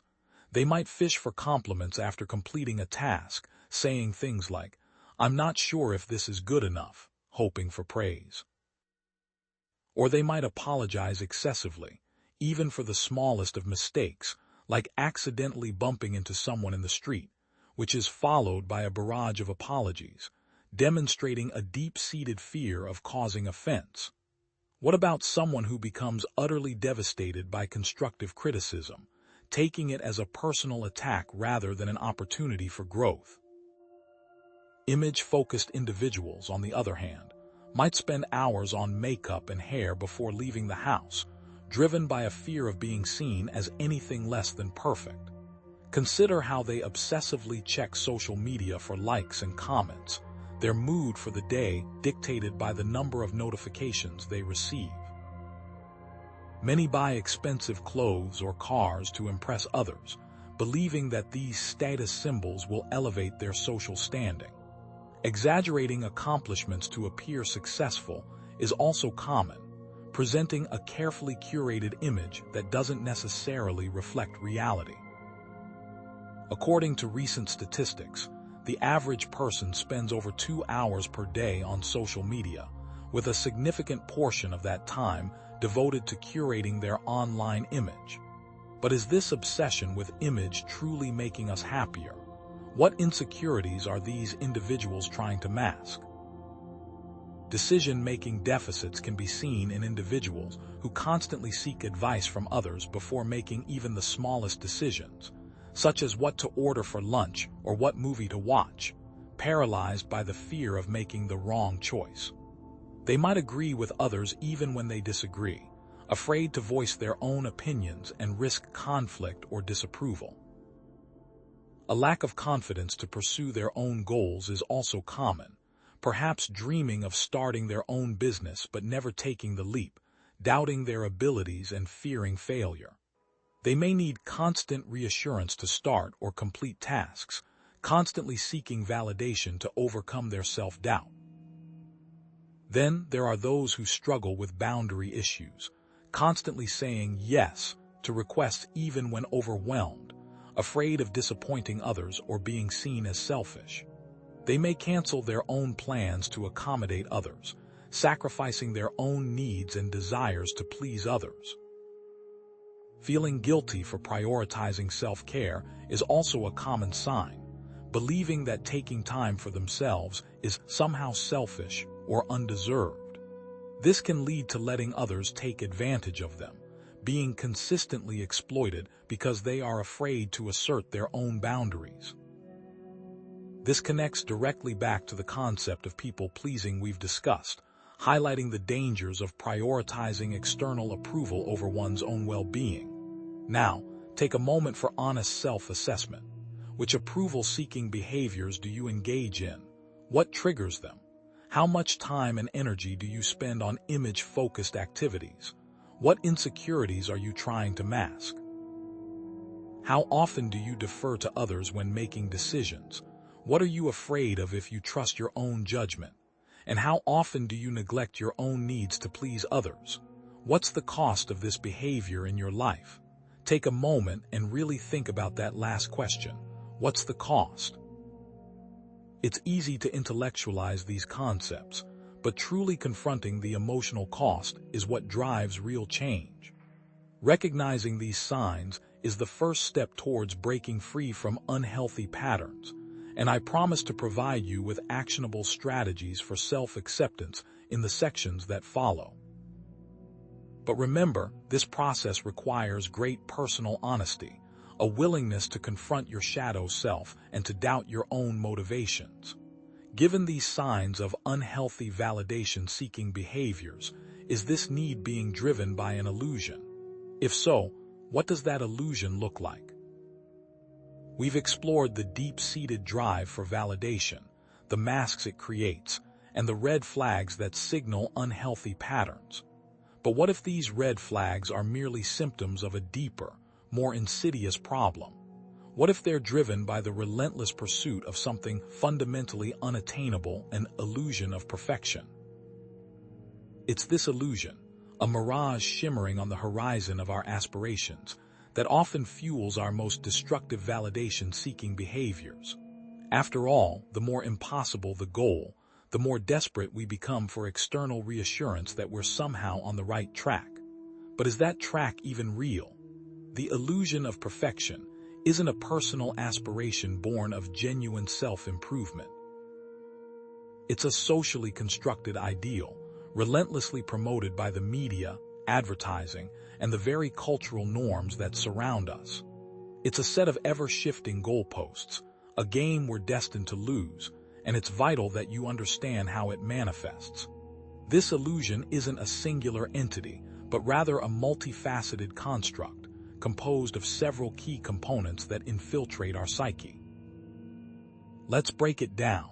First, there's physical appearance, the unrealistic beauty standards perpetuated by filtered images and airbrushed models. Then, there's career success, the relentless pressure to climb the corporate ladder and achieve ever greater feats. There's relationships, the romanticized portrayal of perfect partnerships in movies and TV shows, setting us up for disappointment in the messy reality of human connection. Think about material possessions, the constant barrage of advertising equating happiness with owning the latest gadgets or luxury goods. Don't forget intellectual superiority, the pressure to always have the right answer, to never falter, to present a flawless facade of intelligence. And finally, there's moral purity, the unrealistic expectation to be a saint, to always be good, kind, and selfless, leading to guilt and shame when we inevitably fall short. These standards, deliberately and insidiously, are often unrealistic and unattainable for most people, and the constant striving towards them can leave us feeling inadequate and perpetually in need of validation. Let's consider some specific, real-world examples. Look at the world of social media, where influencers use filters and editing to create flawless images, perpetuating unrealistic beauty standards and contributing to widespread body image issues. Studies have shown a direct correlation between social media usage and negative body image, particularly among young people. What's the cost of this constant comparison? Or consider the relentless pressure to constantly climb the corporate ladder, leading to burnout and a pervasive sense of dissatisfaction, even among those who achieve success. Data regarding career satisfaction consistently reveals that chasing promotions and higher salaries doesn't necessarily equate to happiness. Why are so many people successful, but still unhappy? What about the romanticized portrayal of relationships in movies and TV shows, setting unrealistic expectations and leaving us feeling inadequate when our own relationships inevitably fall short of this ideal? Think of all the advertising that equates happiness with owning the latest gadgets or luxury goods, subtly suggesting that we're somehow lacking if we don't possess these things. The pressure to always have the right answer, leading to a fear of making mistakes and stifling creativity and innovation. The unrealistic expectation to be a saint, leading to guilt and shame when we inevitably fall short, and leaving us feeling like failures. According to a study by the American Psychological Association, perfectionism is on the rise, particularly among young people, contributing to increased rates of anxiety and depression. How many of these are you experiencing right now? Now, I want you to take a moment for some honest self-reflection. In what areas of your life do you feel the most pressure to be perfect? Is it in your career, your relationships, your appearance, or something else entirely? How does comparing yourself to others affect your self-esteem? Do you find yourself constantly measuring yourself against these unrealistic ideals and feeling inadequate as a result? How much time do you spend creating the image of a perfect life rather than actually living? Think about the hours spent curating your social media feed, carefully crafting a narrative that presents an idealized version of yourself. What would you do if there were no expectations on you to conform? What passions would you pursue? What risks would you take? What would you do if validation from others ceased to exist? Now, let's not forget Adler's concept of social interest, noting that the pursuit of this illusion often isolates individuals from genuine connection. When we're so focused on presenting a perfect image to the world, we often struggle to form authentic relationships based on vulnerability and genuine connection. So remember those strategies for self-acceptance we talked about. This is where they become invaluable, providing a much-needed antidote to the poison of perfectionism. Stay with me here because this is important. This constant striving for perfection, driven by these external pressures, leaves us feeling perpetually inadequate and in need of validation. It creates a vicious cycle where we seek external approval to compensate for our perceived shortcomings, but this only reinforces our dependence on others' opinions. What if you began striving for excellence rather than perfection? I know, this all might feel a bit heavy. Recognizing the pervasive nature of the illusion of perfection can be disheartening. You might be feeling a bit down right now, realizing the near impossibility of achieving these unrealistic standards. But don't despair. If the illusion of perfection is unattainable and drives unhealthy validation-seeking behaviors, what steps can you take to cultivate genuine self-acceptance? What is the path forward to developing a more realistic and compassionate view of yourself? That we'll discuss next. We've dissected the validation loop, unmasked the inferiority complex, exposed the power dynamics, and shattered the illusion of perfection. Now, it's time to build something stronger in its place. What steps can you take to cultivate genuine self-acceptance? What is the path forward to developing a more realistic and compassionate view of yourself? This is where we transition from identifying the problem to actively building the solution. This section is your toolkit, providing concrete strategies to directly combat the issues we've explored. Prepare to construct genuine self-worth, finally achieving the empowerment we promised from the outset. The path to self-acceptance is not a single leap, but rather a journey built on consistent practice, on daily habits that reinforce a positive and realistic self-image. But what exactly is self-acceptance? Let's break it down into 4 core principles. First, there's self-compassion, treating yourself with kindness and understanding, especially during difficult times. This means acknowledging your flaws and imperfections without harsh judgment, recognizing that everyone makes mistakes, and offering yourself the same empathy you would offer a friend. Second, there's recognizing inherent worth, understanding that you are valuable and worthy of love and respect, regardless of achievements or external validation. This inherent worth isn't something you earn. It's your birthright as a human being. It's about valuing yourself for who you are, not just for what you do. Third, challenging negative self-talk, identifying and disputing negative and self-critical thoughts. These thoughts are often automatic and ingrained, but they are not necessarily true. It's about questioning these thoughts, examining the evidence for and against them, and reframing them into more balanced and realistic ones. Finally, focusing on personal values, prioritizing what truly matters to you, rather than seeking external approval. This is about identifying your core values, e.g., creativity, honesty, kindness, aligning your actions with those values, and finding intrinsic motivation in pursuing meaningful goals. These principles are interconnected, each supporting and reinforcing the others, forming a solid foundation for genuine self-acceptance. But how can you put these principles into practice? To make self-compassion a tangible reality, start with mindfulness meditations focused specifically on self-compassion.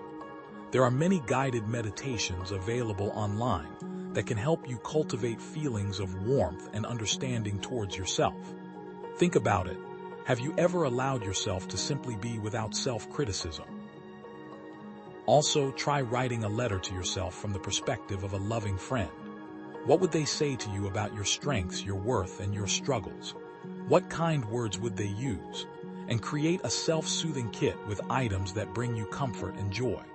This could include a favorite book, a cozy blanket, a calming essential oil, or anything that helps you relax and feel nurtured. Turning now to recognizing inherent worth, make a list of your positive qualities and accomplishments, no matter how small.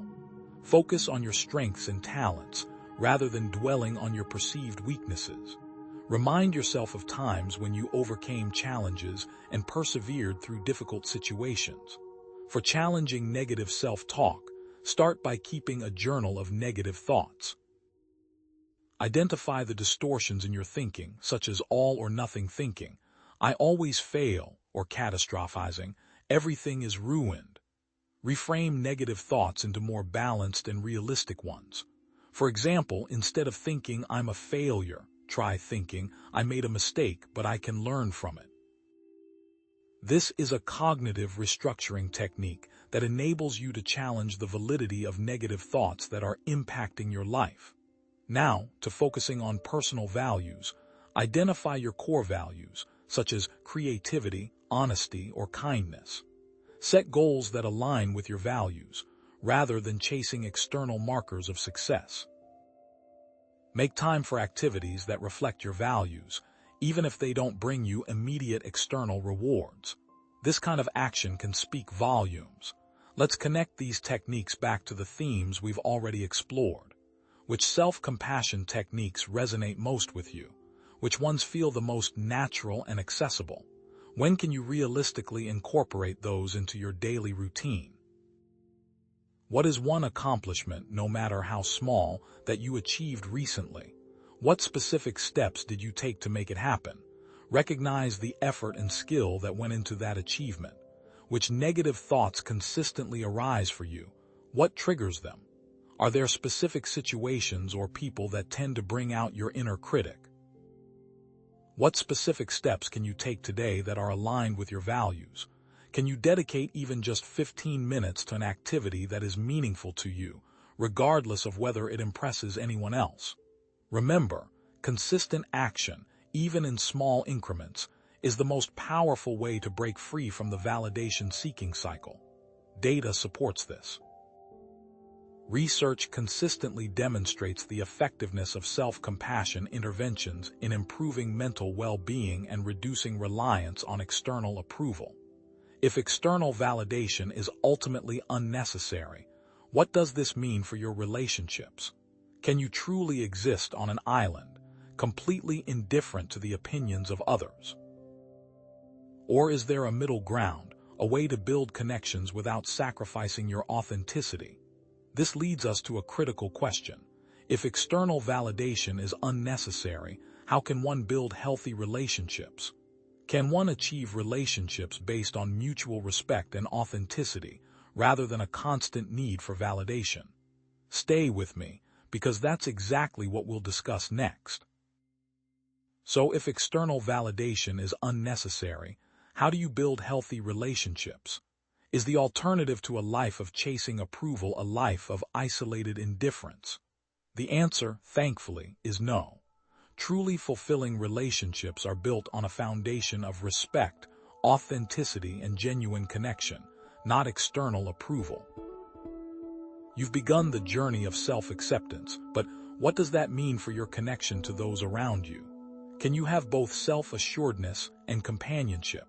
Is it possible to maintain genuine relationships without relying on them for validation? Stay with me, because we're about to uncover the secrets to lasting, supportive bonds. But what do healthy relationships even look like in practice? How do they differ from the validation-seeking relationships we've already dissected? Let's break it down into 5 key elements. First, there's mutual respect, valuing each other's opinions, boundaries, and individuality. This means listening to each other without judgment, honoring each other's needs, and allowing each other the space to be themselves, even if that means disagreeing. Second, authentic communication, expressing thoughts and feelings honestly and respectfully, even when it's difficult. This means being vulnerable, sharing your true self, and creating a safe space for open dialogue. Third, reciprocal support, offering encouragement and assistance, celebrating each other's successes, and providing comfort during difficult times. It's a give and take where both parties feel supported. Fourth, acceptance of imperfection, understanding that everyone has flaws, making allowances, and offering compassion. It is a rejection of the pressure to be perfect, embracing the beauty of imperfection. Finally, shared values, aligning on core beliefs and principles, such as honesty, kindness, or social justice. It provides a sense of purpose and direction. These 5 elements are interconnected, working in tandem to create relationships that nurture and sustain, rather than drain and deplete. Let's explore how these elements play out in real life. Consider a romantic relationship where both partners openly communicate their needs, support each other's goals, and respect each other's boundaries. They celebrate each other's successes without envy and offer comfort during difficult times without judgment. Now, contrast that with a relationship where one partner constantly seeks reassurance and the other withholds affection for control. One couple builds up, the other tears down. Take a friendship between individuals who celebrate each other's achievements, offer unwavering support during challenging times, and value each other's unique perspectives. These relationships are energizing and uplifting. Think about those friendships compared to friends who constantly compete for attention and validation, undermining each other's successes and spreading gossip behind each other's backs. How can such a friendship last? In a family relationship, imagine a family that encourages individuality and autonomy, allowing each member to pursue their own passions and make their own choices, even if they differ from the family norm. Compare that to a family that demands conformity and approval, stifling individuality and creating a sense of obligation rather than genuine love. In the workplace, think of colleagues who collaborate effectively, respect each other's contributions, and offer constructive feedback, fostering a supportive and productive environment. Now contrast that to a relationship where colleagues undermine each other, steal credit for ideas, and engage in gossip to gain favor with the boss, creating a toxic and competitive atmosphere. Research on relationship satisfaction consistently shows that relationships built on these 5 elements — mutual respect, authentic communication, reciprocal support, acceptance of imperfection, and shared values — are more fulfilling, resilient, and long-lasting.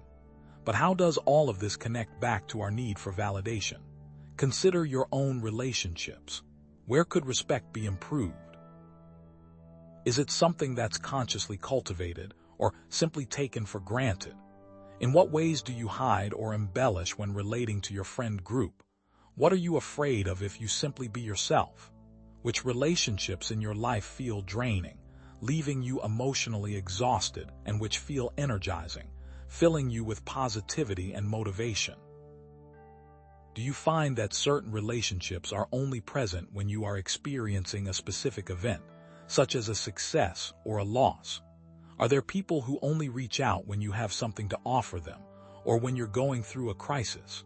How can you foster greater authenticity and mutual support in your own relationships? It's important to remember, relationships are not static. They require ongoing effort, vulnerability, and a willingness to challenge old patterns. Here's the twist.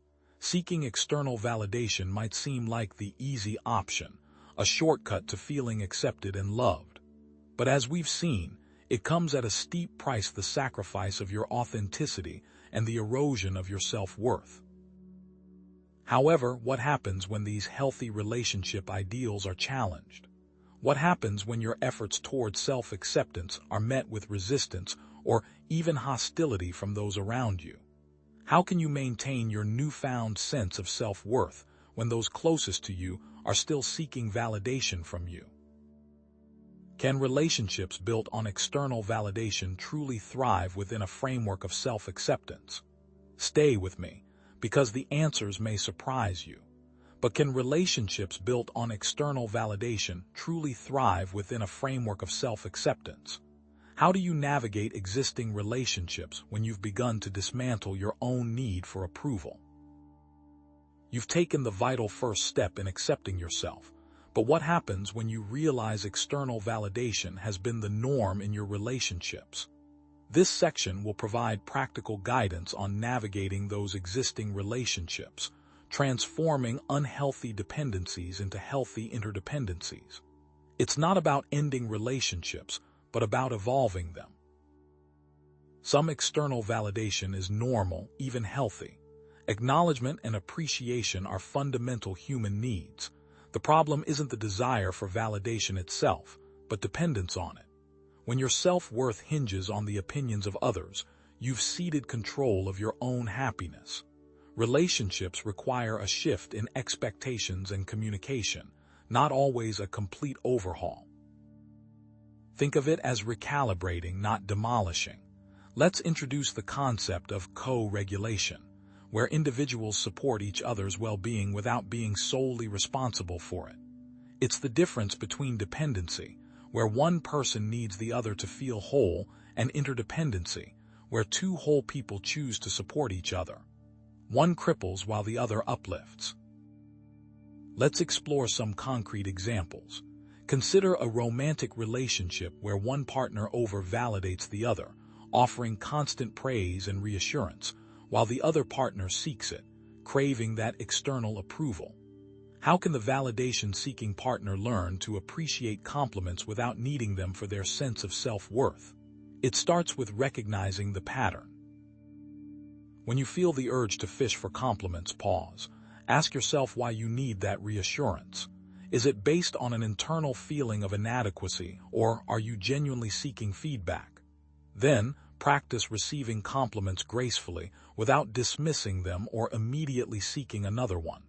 Simply say, "Thank you, I appreciate that." What happens when the over-validating partner begins to pull back, offering less frequent praise? Is the other partner supportive, understanding the need for change, or dismissive, feeling rejected and unloved? This is the crucial test. The communication must shift to a discussion about needs and expectations, not accusations and demands.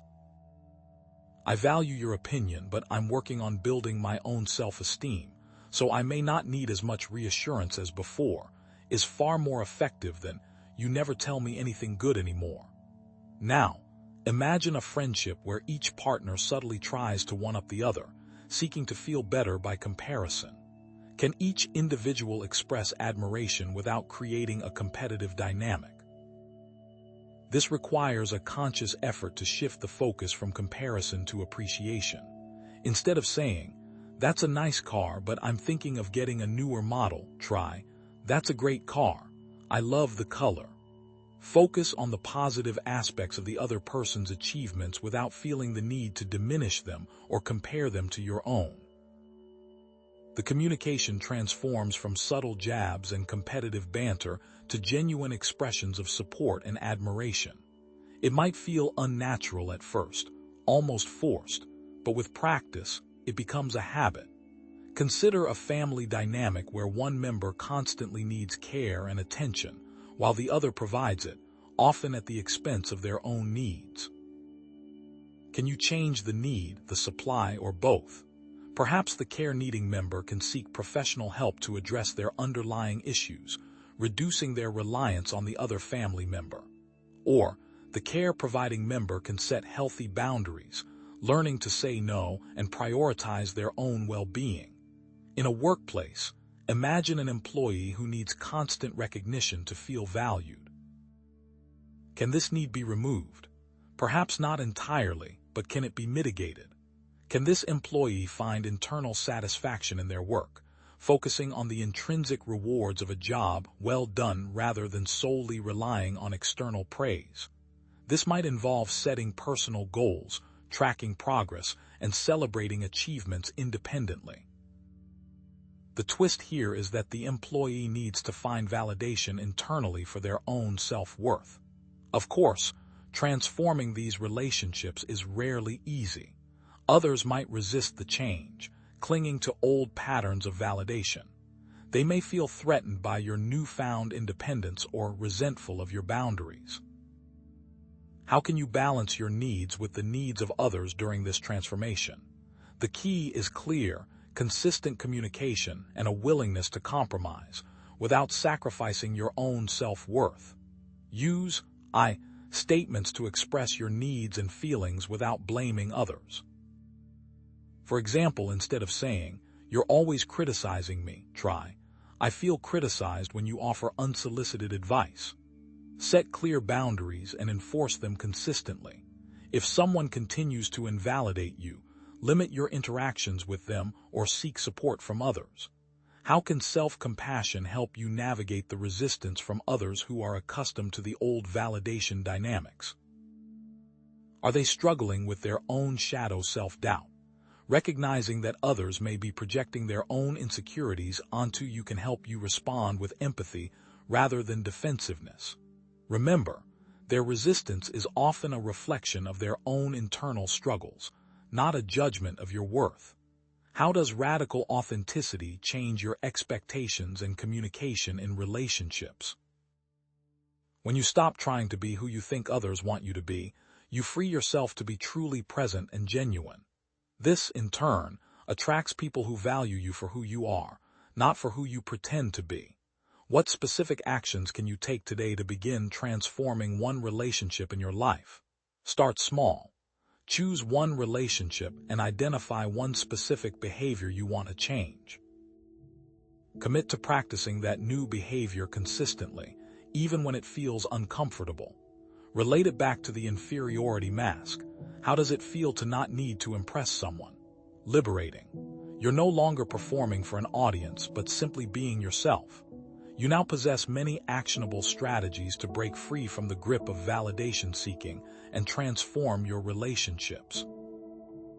We've explored the dark side of validation, its roots, and how to build a life free from its control. Now, let's recap, reinforcing the journey and offering practical steps to take control and create lasting change. Now that you have tools to navigate validation-based relationships, Have you considered one of its most insidious manifestations? People-pleasing. Consider this as a validation addiction, where the need for approval overrides even the most basic forms of self-care.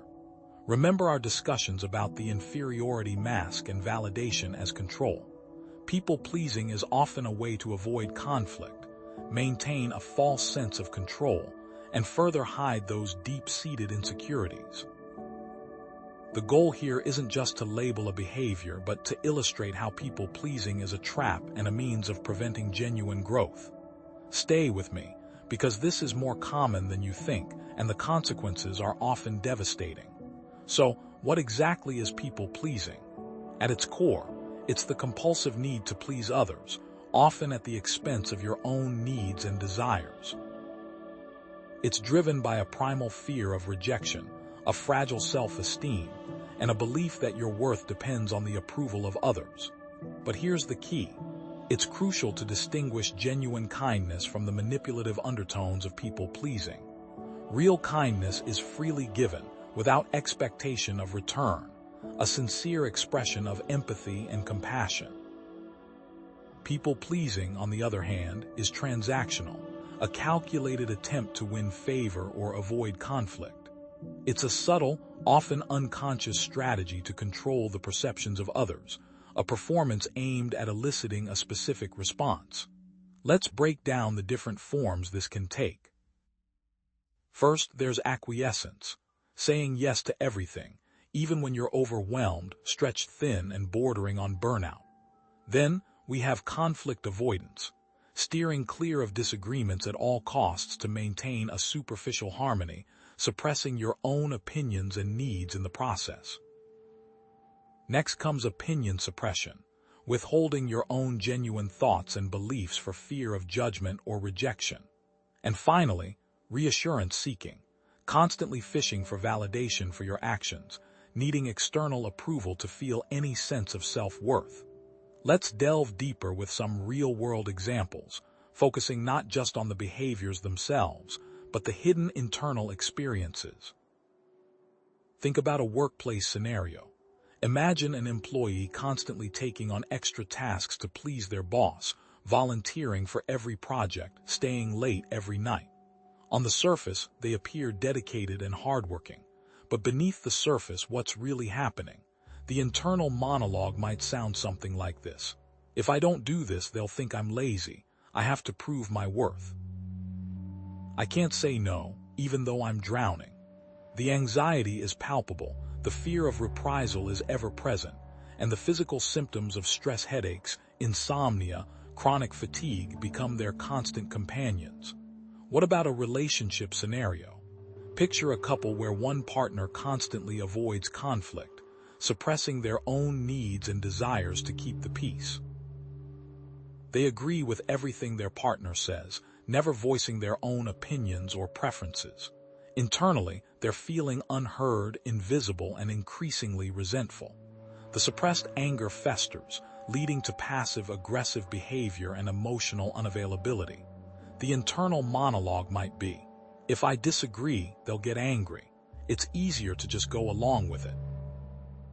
My needs don't matter anyway. How about the social media scenario? Consider someone meticulously curating an online persona to gain likes and followers, obsessively crafting the perfect image, sacrificing their own authenticity in the process. The internal monologue screams, I need more likes. If I don't get enough likes, I'm worthless. What will people think of me? They are in constant comparison to others, feeling increasingly inauthentic and empty, trapped in a cycle of seeking validation from strangers. Let's not forget the family scenario. Imagine a child who receives recognition only when conforming to expectations, when achieving high grades, excelling in sports, or behaving in a way that pleases their parents. The internal desire for recognition is immense, but it comes at the cost of constantly suppressing their individuality. This can lead to a desperate need for validation outside of the home, in relationships or careers, where they seek to fill the void left by a lack of unconditional acceptance. These scenarios relate directly back to the illusion of perfection. People-pleasing stems from a deep-seated desire to meet unrealistic expectations, to project an image of flawlessness that is both unattainable and ultimately self-defeating. Now, let's shift gears and engage in some self-reflection. Have you ever agreed to something you didn't want to do, simply to avoid conflict? What were you really afraid of? Was it the other person's anger, their disapproval, or perhaps your own internal discomfort with confrontation? Think about your relationships. Does people-pleasing actually improve your connections with others, or does it slowly damage them due to resentment, suppressed needs, and a lack of genuine intimacy? And perhaps most importantly, consider your own self-worth. Are you constantly seeking approval from others, measuring your value by their opinions? What would happen if you stopped? What if you simply decided to be yourself, regardless of what others might think? The long-term consequences of people-pleasing are devastating to self-esteem and the ability to form authentic connections. You become a chameleon, constantly changing your colors to blend in with your surroundings, losing sight of your own true identity in the process. People-pleasing is undeniably a trap, a gilded cage that confines you to a life of inauthenticity and unmet needs. But here's the key to escaping it: healthy boundaries. So if people-pleasing is a trap, and healthy boundaries are the key to escaping it, how can we effectively set and maintain those boundaries? How can we say no and assert our own needs without feeling guilty or selfish? That's precisely what we'll be exploring next. If people-pleasing is a trap, and healthy boundaries are the key to escaping it, how can we effectively set and maintain those boundaries? How can we say no and assert our own needs without feeling guilty or selfish? Consider this. Healthy boundaries are the art of saying yes to yourself by strategically saying no to others. It's not about being difficult or creating conflict, but rather about honoring your own worth and well-being. Without boundaries, you risk becoming a doormat, constantly drained by the needs and demands of others. What would it feel like to finally have control of your time and energy, to know that your needs are just as important as everyone else's? That's the power of setting healthy boundaries. So what exactly are healthy boundaries? At their core, they're clear guidelines that define what behavior is acceptable and unacceptable in your relationships. Think of them as invisible fences that protect your physical, emotional, intellectual, and material well-being. Importantly, setting healthy boundaries involves respecting the other person, if applicable. It's not about dictating how others should behave, but about communicating your own limits and expectations. To illustrate, let's break down the different types of boundaries and how they manifest in everyday life. First, we have physical boundaries. This involves respecting your personal space and physical touch. Do you feel comfortable with hugs from everyone you meet, or do you prefer to reserve physical touch for close friends and family? Think about situations where someone touches you without your consent, a pat on the back that lingers too long, an unwanted hug. How do you react? Do you assert your boundary, or do you silently endure the discomfort? Next, we have emotional boundaries. This is protecting your feelings and emotional well-being. It means choosing who you share your emotions with, and it means not taking on the emotions of others as your own. Do you find yourself constantly absorbing the stress and anxiety of your friends and family? Do you feel responsible for their happiness? Remember, empathy is different from emotional absorption. Setting healthy emotional boundaries allows you to care for others without sacrificing your own emotional stability. Intellectual boundaries involve respecting your own thoughts and opinions, not tolerating belittling or dismissive statements. Do you speak up in meetings, sharing your ideas even if they differ from others? Or do you stay silent, fearing ridicule or judgment? Do you allow others to dismiss your beliefs without challenge? Finally, we have material boundaries, which means setting limits on lending or sharing possessions. This includes everything from money to your time and energy. Are you constantly lending money to friends and family, even when you can't afford it? Do you say yes to every request for your time, even when you're already overwhelmed? Think about your resources, your money, your time, your energy, and how freely you give them away. Now, let's explore some specific techniques for setting healthy boundaries, because knowing what boundaries are is only half the battle. The real challenge lies in implementing them effectively. One of the most powerful tools is assertive communication. This involves using I statements to express your needs and feelings without blaming others. Instead of saying, "You always give me too much work," try saying, "I feel overwhelmed when I'm asked to do extra work without prior notice." See the difference. One is accusatory, the other is a clear expression of your experience. Another key technique is setting clear expectations. This means communicating your boundaries clearly and consistently. Don't leave room for ambiguity. For example, instead of vaguely saying, "I'm busy," try saying, "I'm happy to help, but I can only dedicate 1 hour to this task." This sets a firm expectation and prevents misunderstandings. Finally, enforcing consequences is crucial.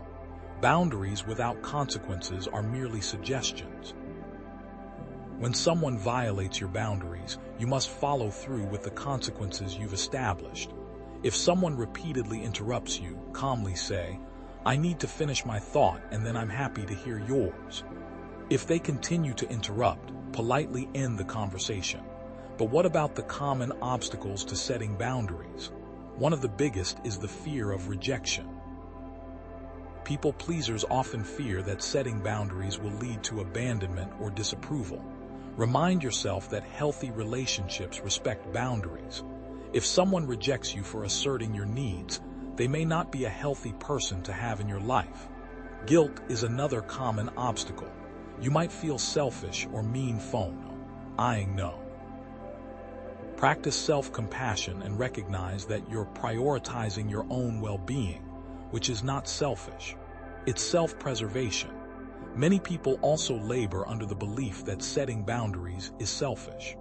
Challenge this belief by recognizing that setting boundaries allows you to be more present and effective in your relationships. When you're not constantly drained and resentful, you have more to give. Setting boundaries is not about shutting people out. It's about creating healthier, more sustainable connections. Let's take a moment to reflect on your own life. In what areas do you have the weakest boundaries? Is it at work, in your romantic relationships with your family? What specific triggers make you abandon your boundaries and revert to people-pleasing behaviors? Is it a fear of conflict, a need for approval, or a deep-seated belief that you're not worthy of having your needs met? And if you begin to set firm boundaries and people begin to withdraw from you, how does that make you feel? What is your first thought? Is it relief, fear, sadness, or anger? How can you begin practicing more assertive communication in your daily life? Start small. Practice saying no to minor requests that you genuinely don't want to fulfill. Notice how it feels.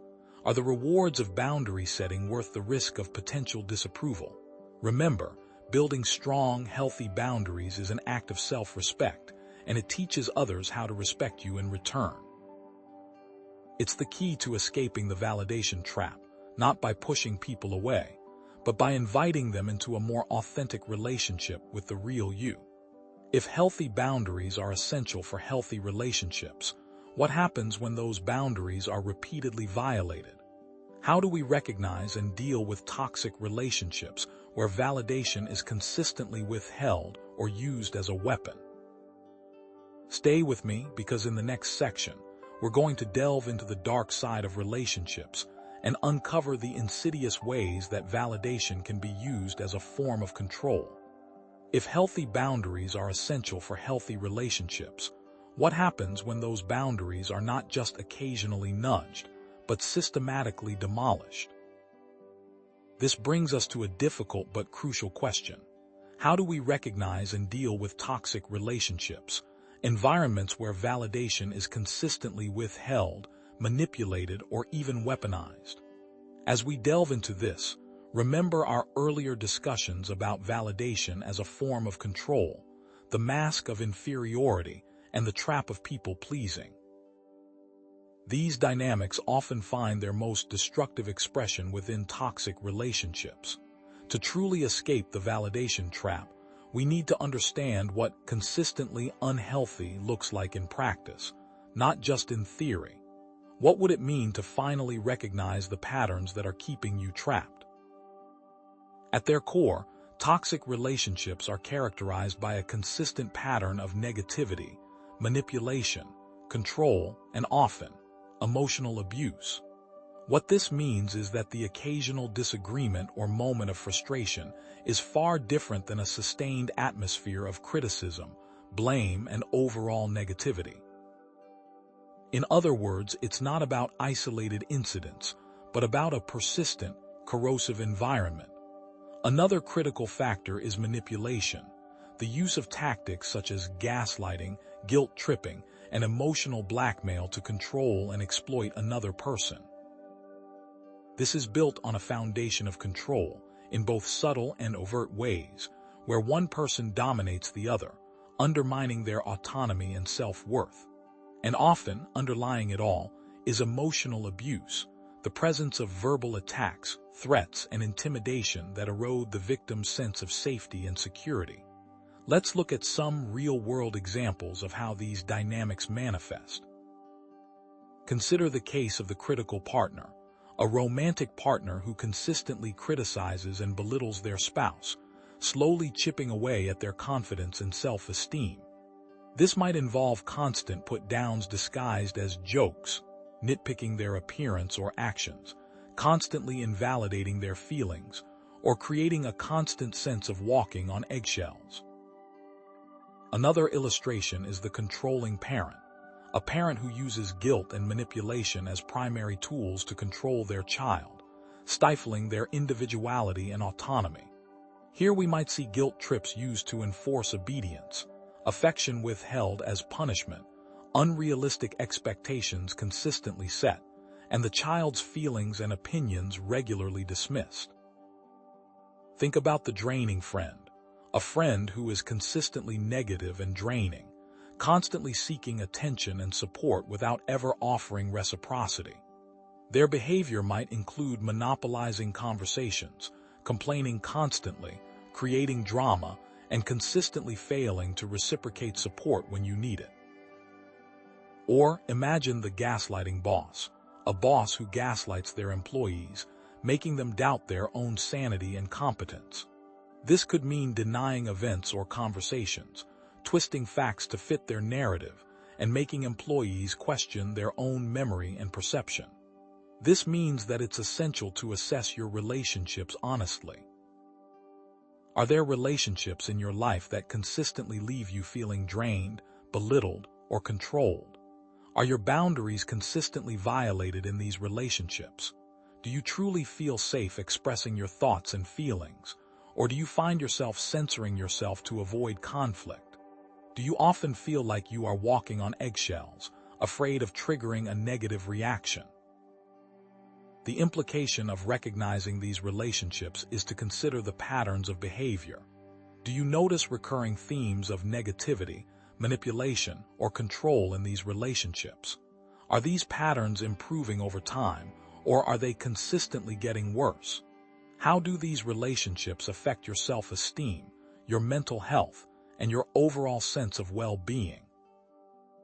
Do you feel energized or depleted after spending time with these people? Are you constantly doubting yourself and your decisions? The answers to these questions can be incredibly revealing.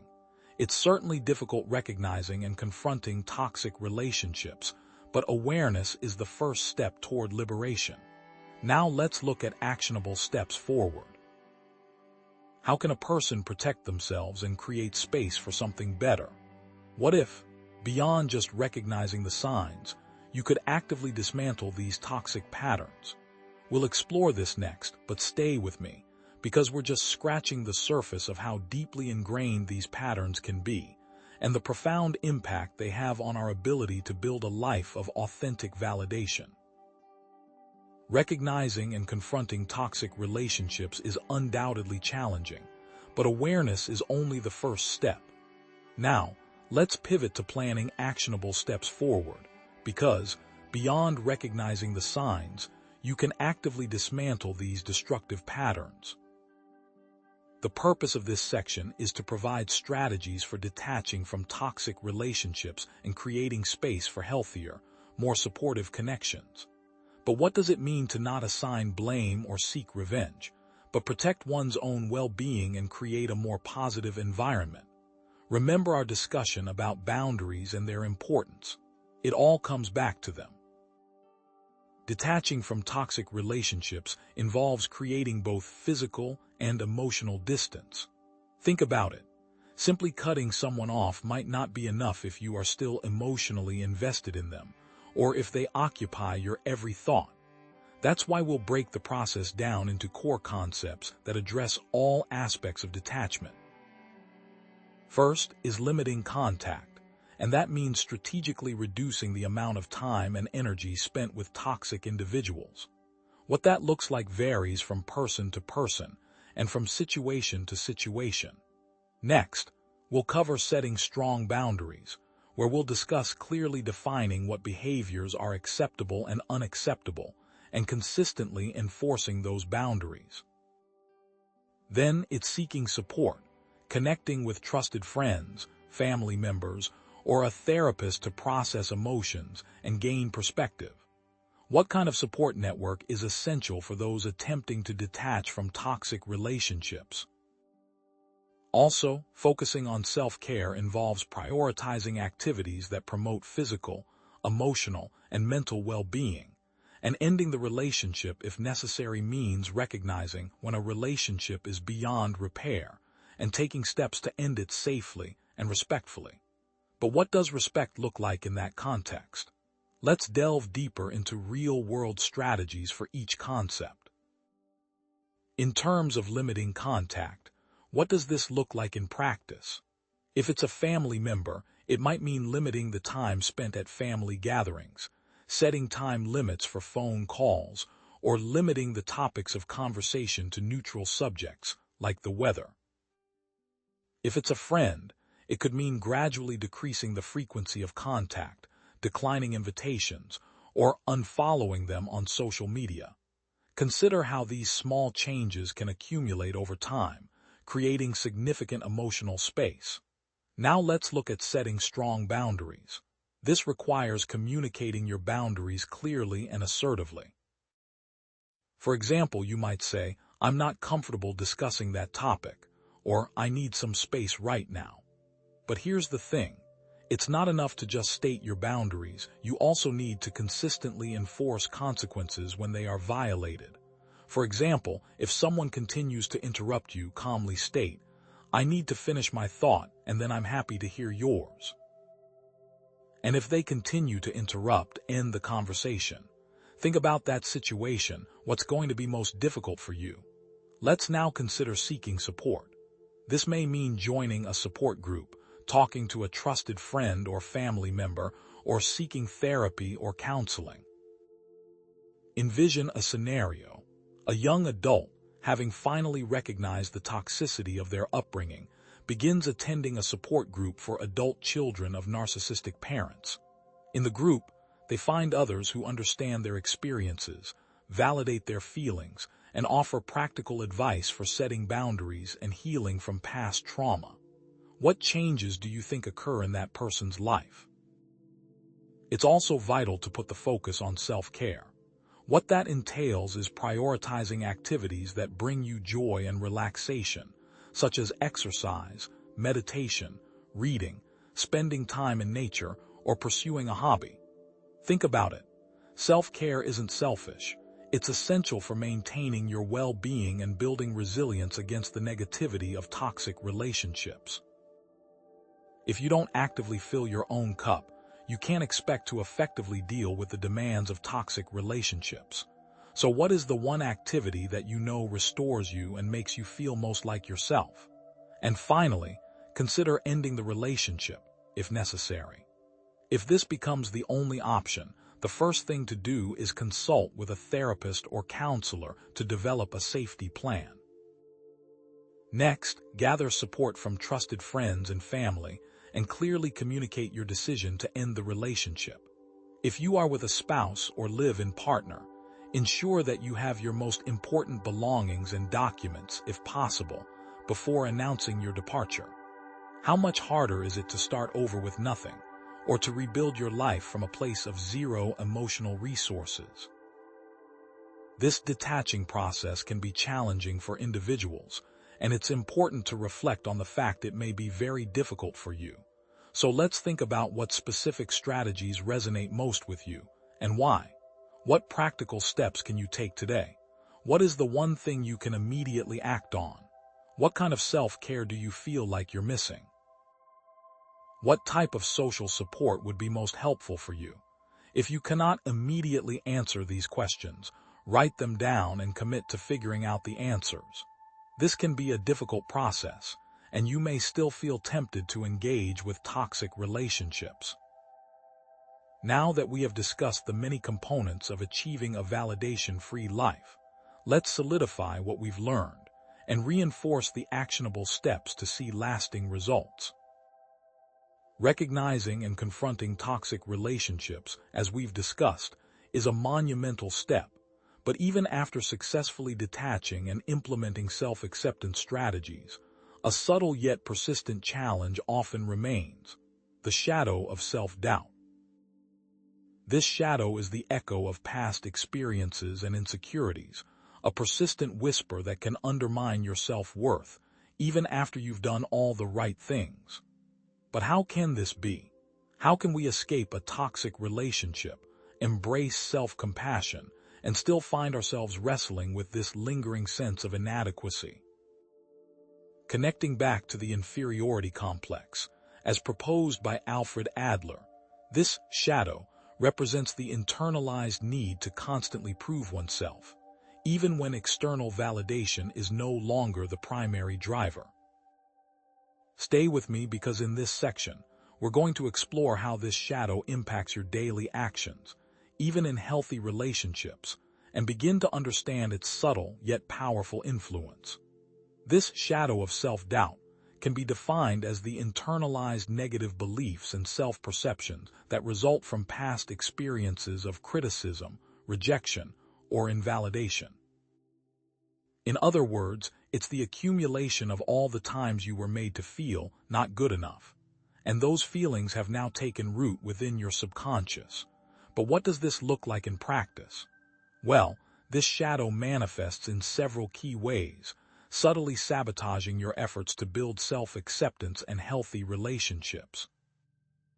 First, there's self-criticism, that constant inner voice that focuses on your flaws and shortcomings, magnifying your mistakes while minimizing your accomplishments.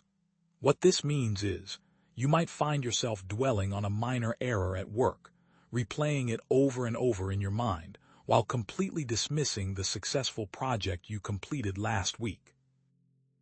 Then there's the fear of failure, avoiding new challenges due to a fear of not measuring up, or of reliving previous feelings of inadequacy.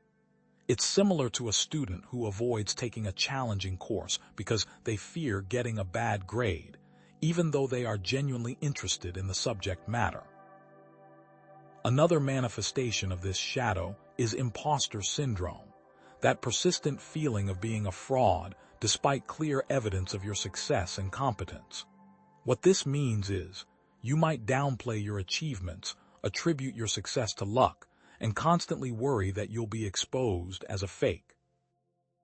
Finally, the shadow of self-doubt creates a difficulty trusting one's own judgment, constantly second-guessing your decisions and seeking reassurance from others, even when you know, deep down, what the right course of action is.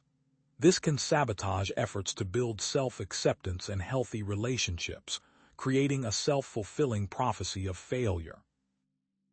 Contrast this shadow with genuine self-reflection, emphasizing that the shadow is based on distortion and negativity, not objective assessment. Let's delve into some specific examples of how this shadow of self-doubt can manifest in different areas of your life. Consider the relationship scenario. An individual who has successfully detached from a toxic relationship but still struggles with deep insecurities in new, healthy relationships. For example, they might constantly fear abandonment or betrayal, even when their partner is consistently loving and supportive. This often shows up in anxious behaviors, like needing constant reassurance, repeatedly asking, "Do you really love me?" Or, "Are you going to leave me?" despite having no concrete reason to believe their partner is unhappy. Or perhaps, feeling undeserving of love, they may even unconsciously sabotage the relationship through destructive actions, like picking fights, creating unnecessary drama, or pushing their partner away. Now think about a career scenario. The shadow can significantly affect career decisions, leading to risk aversion and missed opportunities. For example, you might turn down a promotion due to imposter syndrome, believing you're not qualified, even though your boss has explicitly recognized your potential. Or maybe, you avoid challenging projects due to fear of failure, sticking to tasks you know you can easily accomplish, even if they don't fully utilize your skills. What this means is, you end up undervaluing your skills and accomplishments, settling for less than you deserve because you're afraid to step outside your comfort zone. What about a social scenario? The shadow can create difficulty forming authentic connections due to fear of judgment or rejection, leading to superficial interactions and a sense of isolation. For example, someone might constantly worry about fitting in, overthinking every social interaction, and censoring their true thoughts and feelings. This often results in avoiding vulnerability, preventing genuine connection and creating a sense of loneliness, even when surrounded by people. Remember that internalized sexism or racism, pressure to conform to unrealistic beauty standards, and messages that equate worth with achievement all play a significant role in perpetuating self-doubt.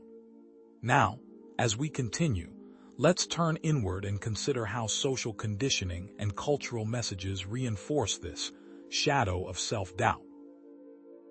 The reality is, from a very young age, we are bombarded with messages that tell us we need to be thinner, richer, more successful, or more popular to be worthy of love and acceptance. These messages become internalized, shaping our self-perceptions and creating a constant striving for an unattainable ideal. Internalized sexism, for example, can lead women to doubt their abilities in traditionally male-dominated fields, while internalized racism can lead people of color to question their intelligence or value. In both cases, these internalized beliefs become self-fulfilling prophecies, limiting opportunities and perpetuating cycles of inequality. What specific phrases or labels do you use to describe yourself? When do these phrases surface? Stay with me here, this is important. I want you to consider the behaviors that occur as a result of these feelings. How does this shadow affect your decisions and behaviors today? How does it undermine your self-esteem and relationships now? How do you currently cope with your shadow self? It's important that you are recognizing and challenging this shadow in order to fully embrace self-acceptance and live authentically. Confronting this shadow is far from easy. It requires a willingness to face painful memories, challenge deeply ingrained beliefs, and develop a new, more compassionate relationship with yourself. If the shadow of self-doubt is a persistent obstacle to self-acceptance, what practical tools and techniques can we use to actively confront and diminish its power? How can we cultivate a stronger inner voice that drowns out the echoes of past invalidation? As we've discussed, recognizing and confronting the shadow of self-doubt is a significant victory, yet it's often only half the battle. This shadow, this echo of past insecurities, can linger, undermining your self-worth even after detaching from toxic relationships. Now it's time to actively address it. Think of this section as rewriting your inner narrative. positioning it as an active means to change the negative self-talk and beliefs that perpetuate self-doubt. This section aims to explore how one can diminish that power by focusing on actionable steps. To effectively rewrite your inner narrative, we must first understand what requires changing. What this means is identifying the specific negative thought patterns and beliefs that fuel your self-doubt. Are you constantly telling yourself you're not good enough? Do you believe you're destined to fail? This is where concepts like cognitive restructuring and reframing negative thoughts come into play. Cognitive restructuring involves identifying and challenging these negative thoughts, replacing them with more balanced and realistic ones. Reframing, on the other hand, involves changing your perspective on a situation or thought, finding a more positive or empowering way to view it. But here's the twist. It's not just about thinking positively. It's about developing genuine self-compassion. It is important to understand the power of positive affirmations and self-compassion in challenging negative self-talk and cultivating a more positive self-image, even after acting on what was learned in previous steps. This involves treating yourself with the same kindness and understanding you would offer a friend, even when you make mistakes or fall short of your goals. The importance of focusing on what can be controlled and not on the expectations of others. Contrast these techniques with toxic positivity, which dismisses or invalidates negative emotions. This isn't about being unrealistically positive, but instead, realistically optimistic. Are you ready to take these concepts and apply them to your inner narrative?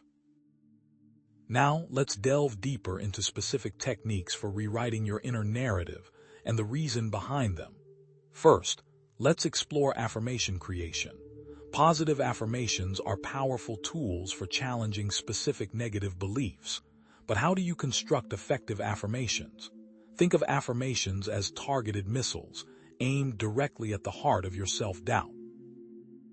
Rather than simply coming up with positive statements on the spot, it's best to select affirmations that specifically address the negative beliefs you're trying to combat. What makes an affirmation believable?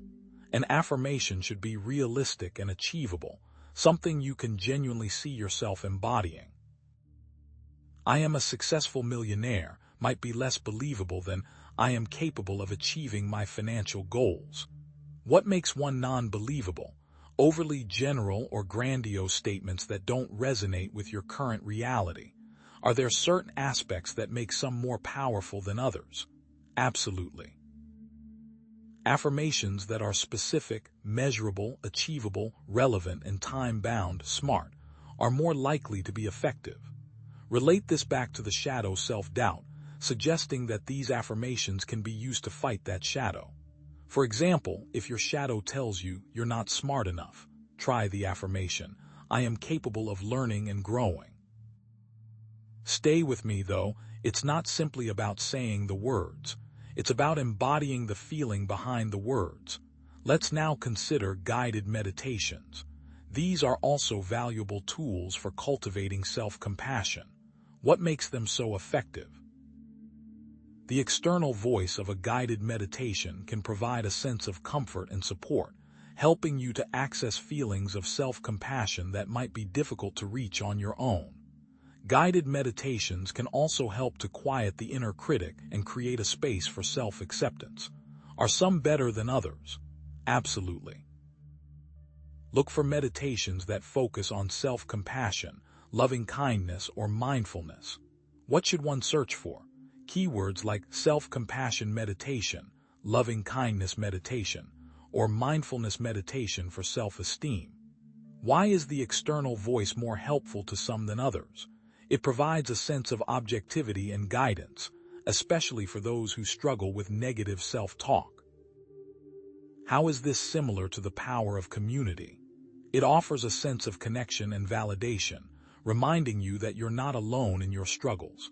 What meditation achieves, and why it's effective for some people, is a sense of calm, focus, and self-awareness, allowing you to approach your inner critic with greater compassion. Here are some resources to help get started. UCLA Mindful Awareness Research Center, MARC, offers free guided meditations and resources on mindfulness. Insight Timer offers a library of free meditations from various teachers. Now, let's turn to cognitive restructuring. Let's elaborate on cognitive behavioral therapy and how it can be used to find success in rewriting the inner narrative. Cognitive behavioral therapy, CBT, provides a structured approach to identifying and challenging negative thought patterns. It involves identifying negative automatic thoughts, the cognitive distortions they reflect, and alternative, more balanced thoughts. What are negative automatic thoughts? These are thoughts that pop into your head automatically in response to a situation.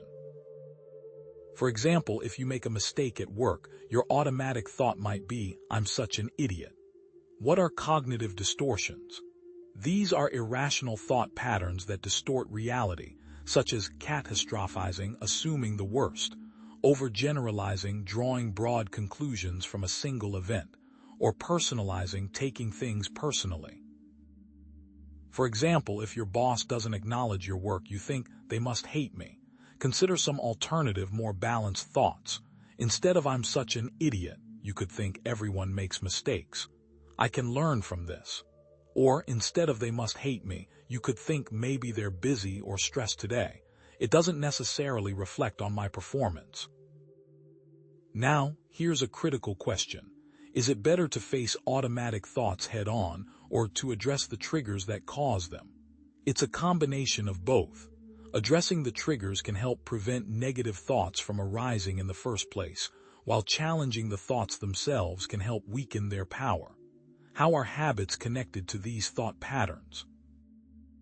Negative thought patterns can become ingrained habits, making it challenging to break free.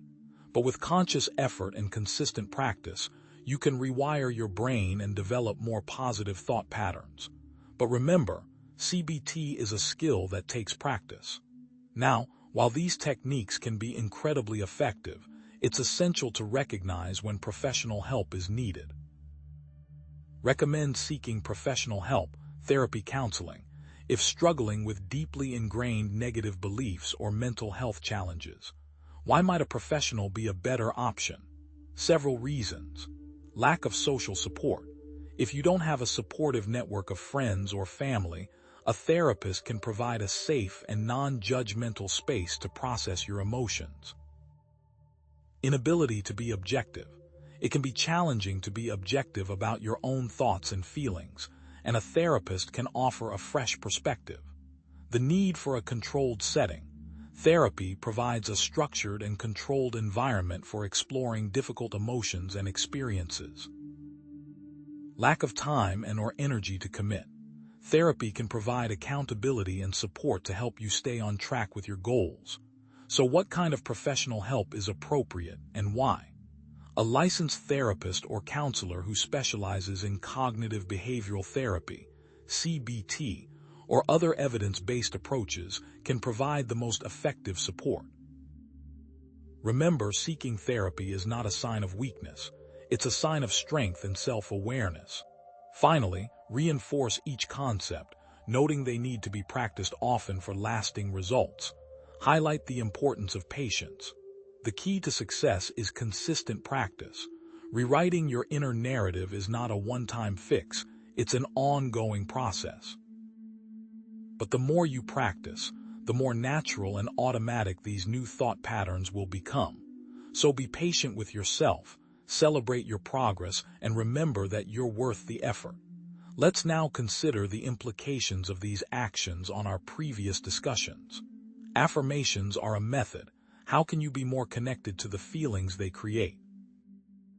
By visualizing yourself embodying the affirmation, truly feeling the emotions associated with it.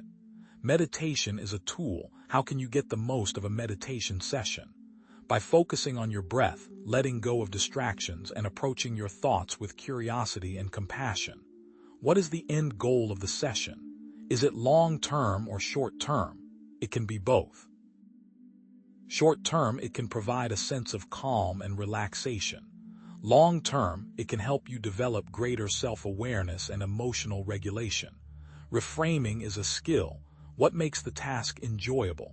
By finding humor in the situation, challenging your assumptions, and recognizing your own resilience. How can you measure improvements in your reframing?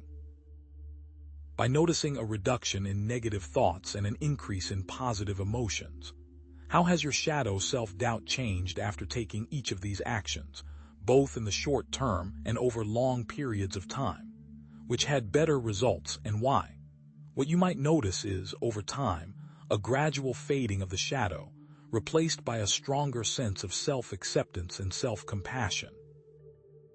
How is positive thinking different than realistic optimism? Positive thinking often involves denying or suppressing negative emotions, while realistic optimism acknowledges both the positive and negative aspects of a situation, focusing on what you can control and finding hope even in difficult circumstances. While rewriting our inner narrative is crucial, the journey toward authentic self-acceptance requires us to embrace a new component. What role does radical self-acceptance play in overcoming validation seeking, and what does it entail? Rewriting our inner narrative, as we've explored, is a powerful step, yet true liberation from the need for validation requires something more, something that goes beyond mere mental adjustments. Consider this. What if the key to overcoming the validation trap lies not in thinking differently, but in acting differently? What if the ultimate antidote is found in a complete, unapologetic embrace of who you truly are, flaws and all? This brings us to radical authenticity, the ultimate validation vaccine. This isn't just about a change in mindset. It's about aligning your actions with your deepest values, inoculating yourself against the corrosive need for external approval.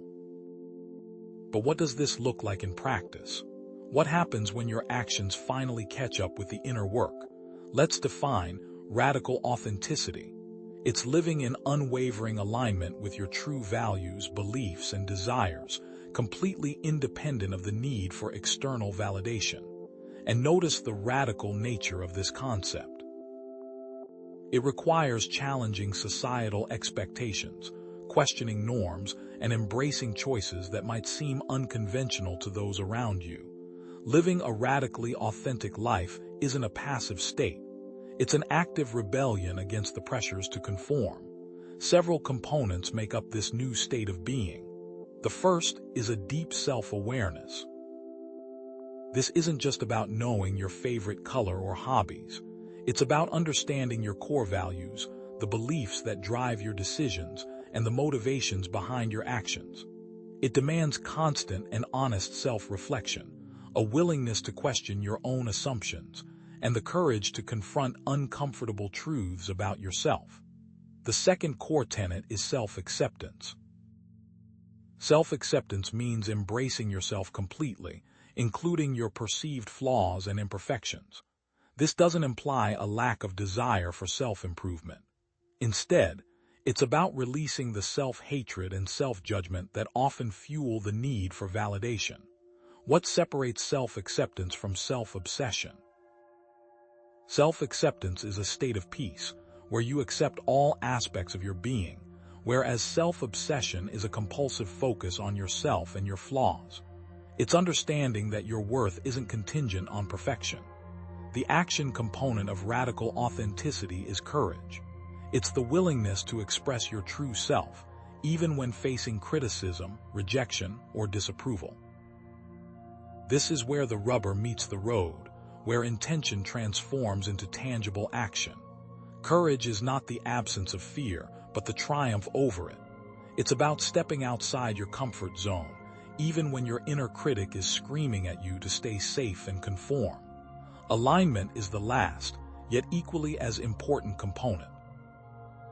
Alignment means making choices that consistently reflect your values and beliefs, even when those choices are unpopular or unconventional. This isn't about making a one-time grand gesture. It's about creating a pattern of behavior that reflects your inner truth. Does acting with alignment get easier over time? Absolutely. The more you practice making aligned choices, the stronger your sense of self becomes, and the less you crave external validation. Now, while these qualities are important, you might ask, does self-acceptance mean complacency? Does it mean abandoning ambition and settling for mediocrity? Absolutely not. Radical authenticity isn't about giving up on your goals. It's about shifting the source of your drive. Instead of seeking external validation as a measure of your worth, you pursue your goals because they align with your values, because they bring you intrinsic satisfaction. So let's make this practical. What does radical authenticity look like in the real world? Let's explore. In terms of career choices, radical authenticity might mean choosing a path that aligns with your values, even if it's not the most lucrative or prestigious option. Consider the individual who leaves a high-paying corporate job to pursue a career as an artist or social worker, despite facing disapproval from family and friends. What are the tangible steps and actions that individual takes? First, there's an honest assessment of their values. What truly matters to them? Is it financial security, social status, or making a positive impact on the world? Then, there's a courageous decision to prioritize those values, even if it means sacrificing external rewards. What happens when that path gets hard?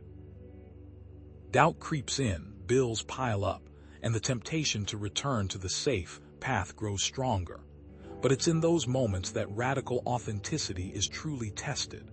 The individual doubles down on their commitment, seeking support from like-minded people, reminding themselves of their why, and celebrating small victories along the way.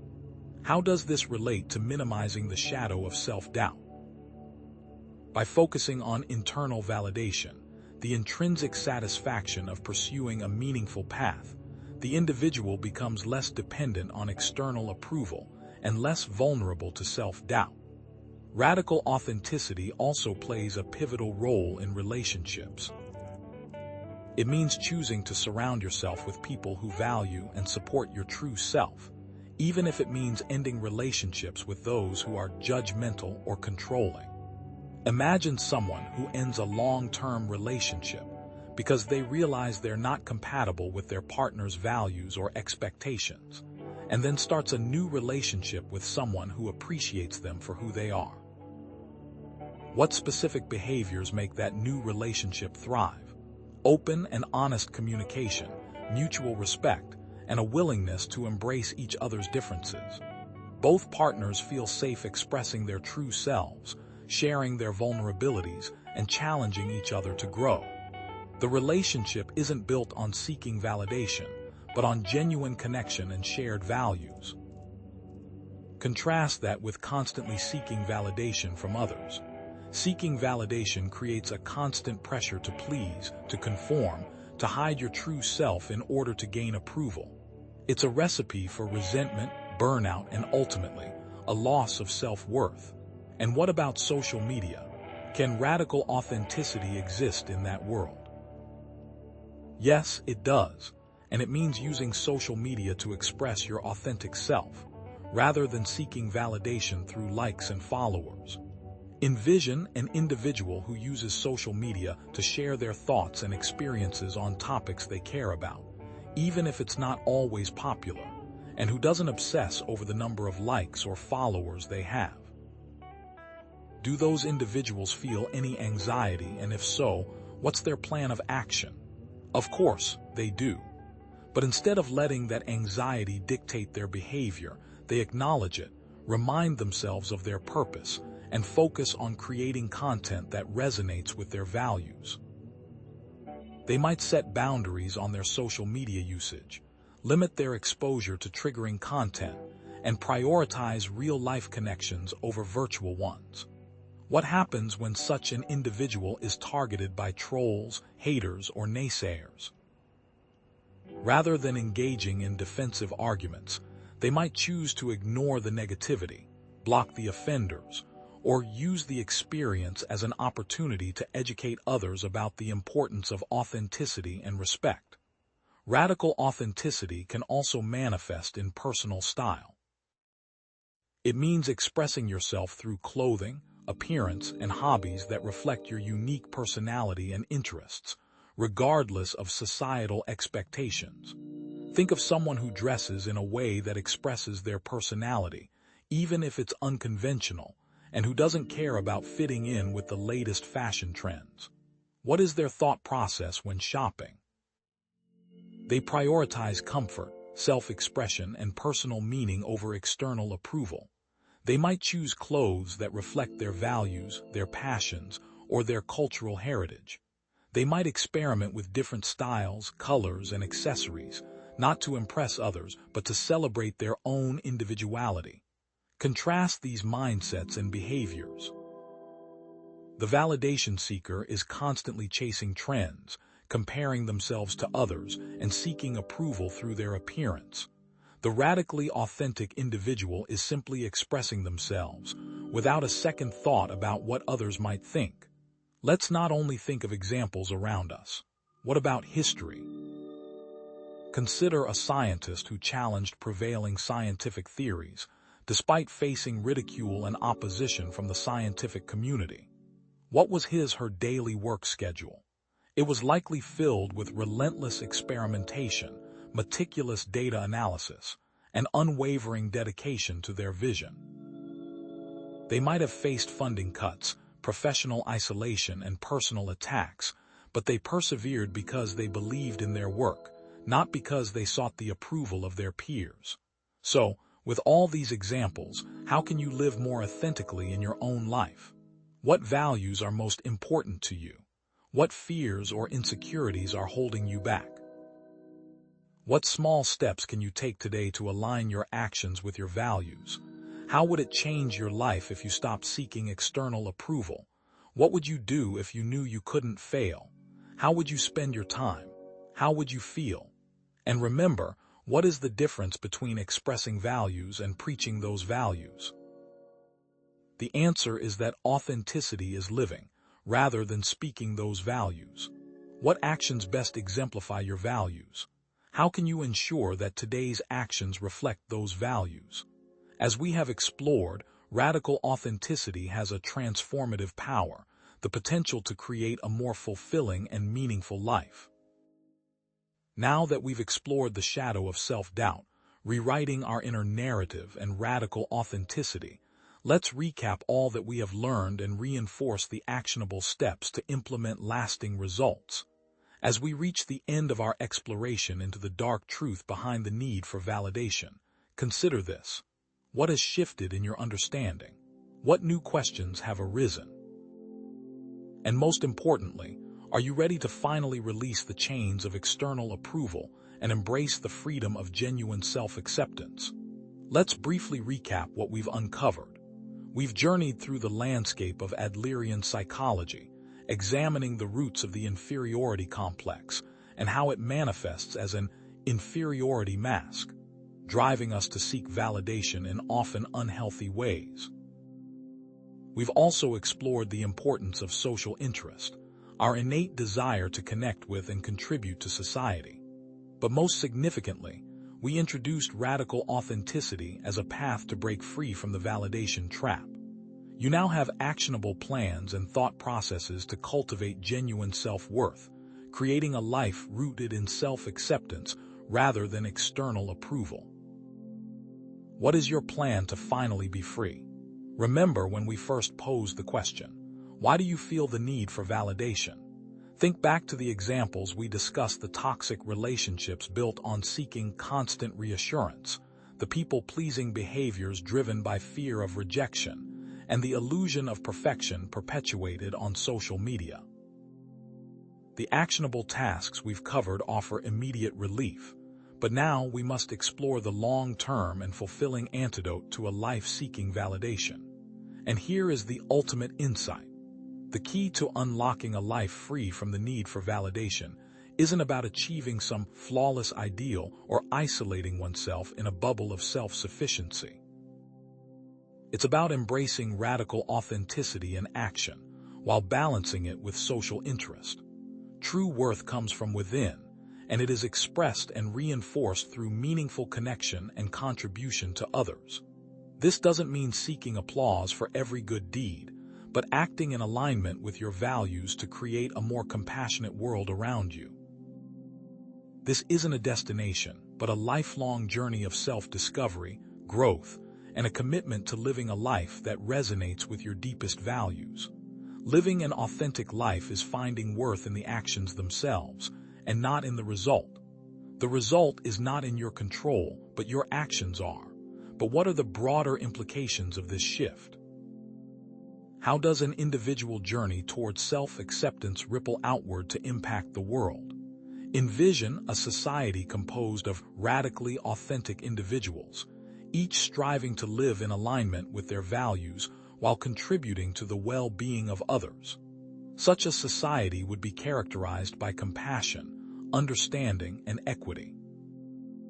Imagine a world where people are free to express themselves without fear of judgment, where differences are celebrated, and where collaboration replaces competition.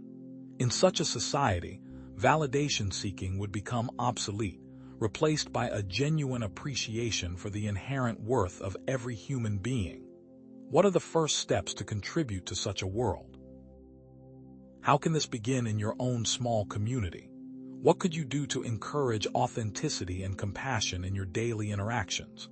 You now stand at a crossroads, armed with a deeper understanding of yourself and the motivations that drive your behavior. You possess the tools to break free from the grip of validation and to cultivate a life of genuine self-acceptance. The journey ahead may be challenging, filled with moments of doubt and uncertainty. But remember, you are not alone. You are capable of change, capable of growth, and capable of living a life that is both authentic and fulfilling. Now what will you be able to achieve? What new connections, behaviors, and actions will you embark on now? So, as you reflect on your own journey towards self-acceptance, ask yourself, what small step can I take today to live more authentically? How can I prioritize my own values and beliefs, even when facing external pressure? I invite you to share your thoughts and experiences in the comments below. Connect with others on a similar journey. Let us build a community of support, empowerment, and genuine connection. And remember this, the validation you seek is already within you. Go forth and live authentically, and contribute to a world that values genuine connection over superficial approval.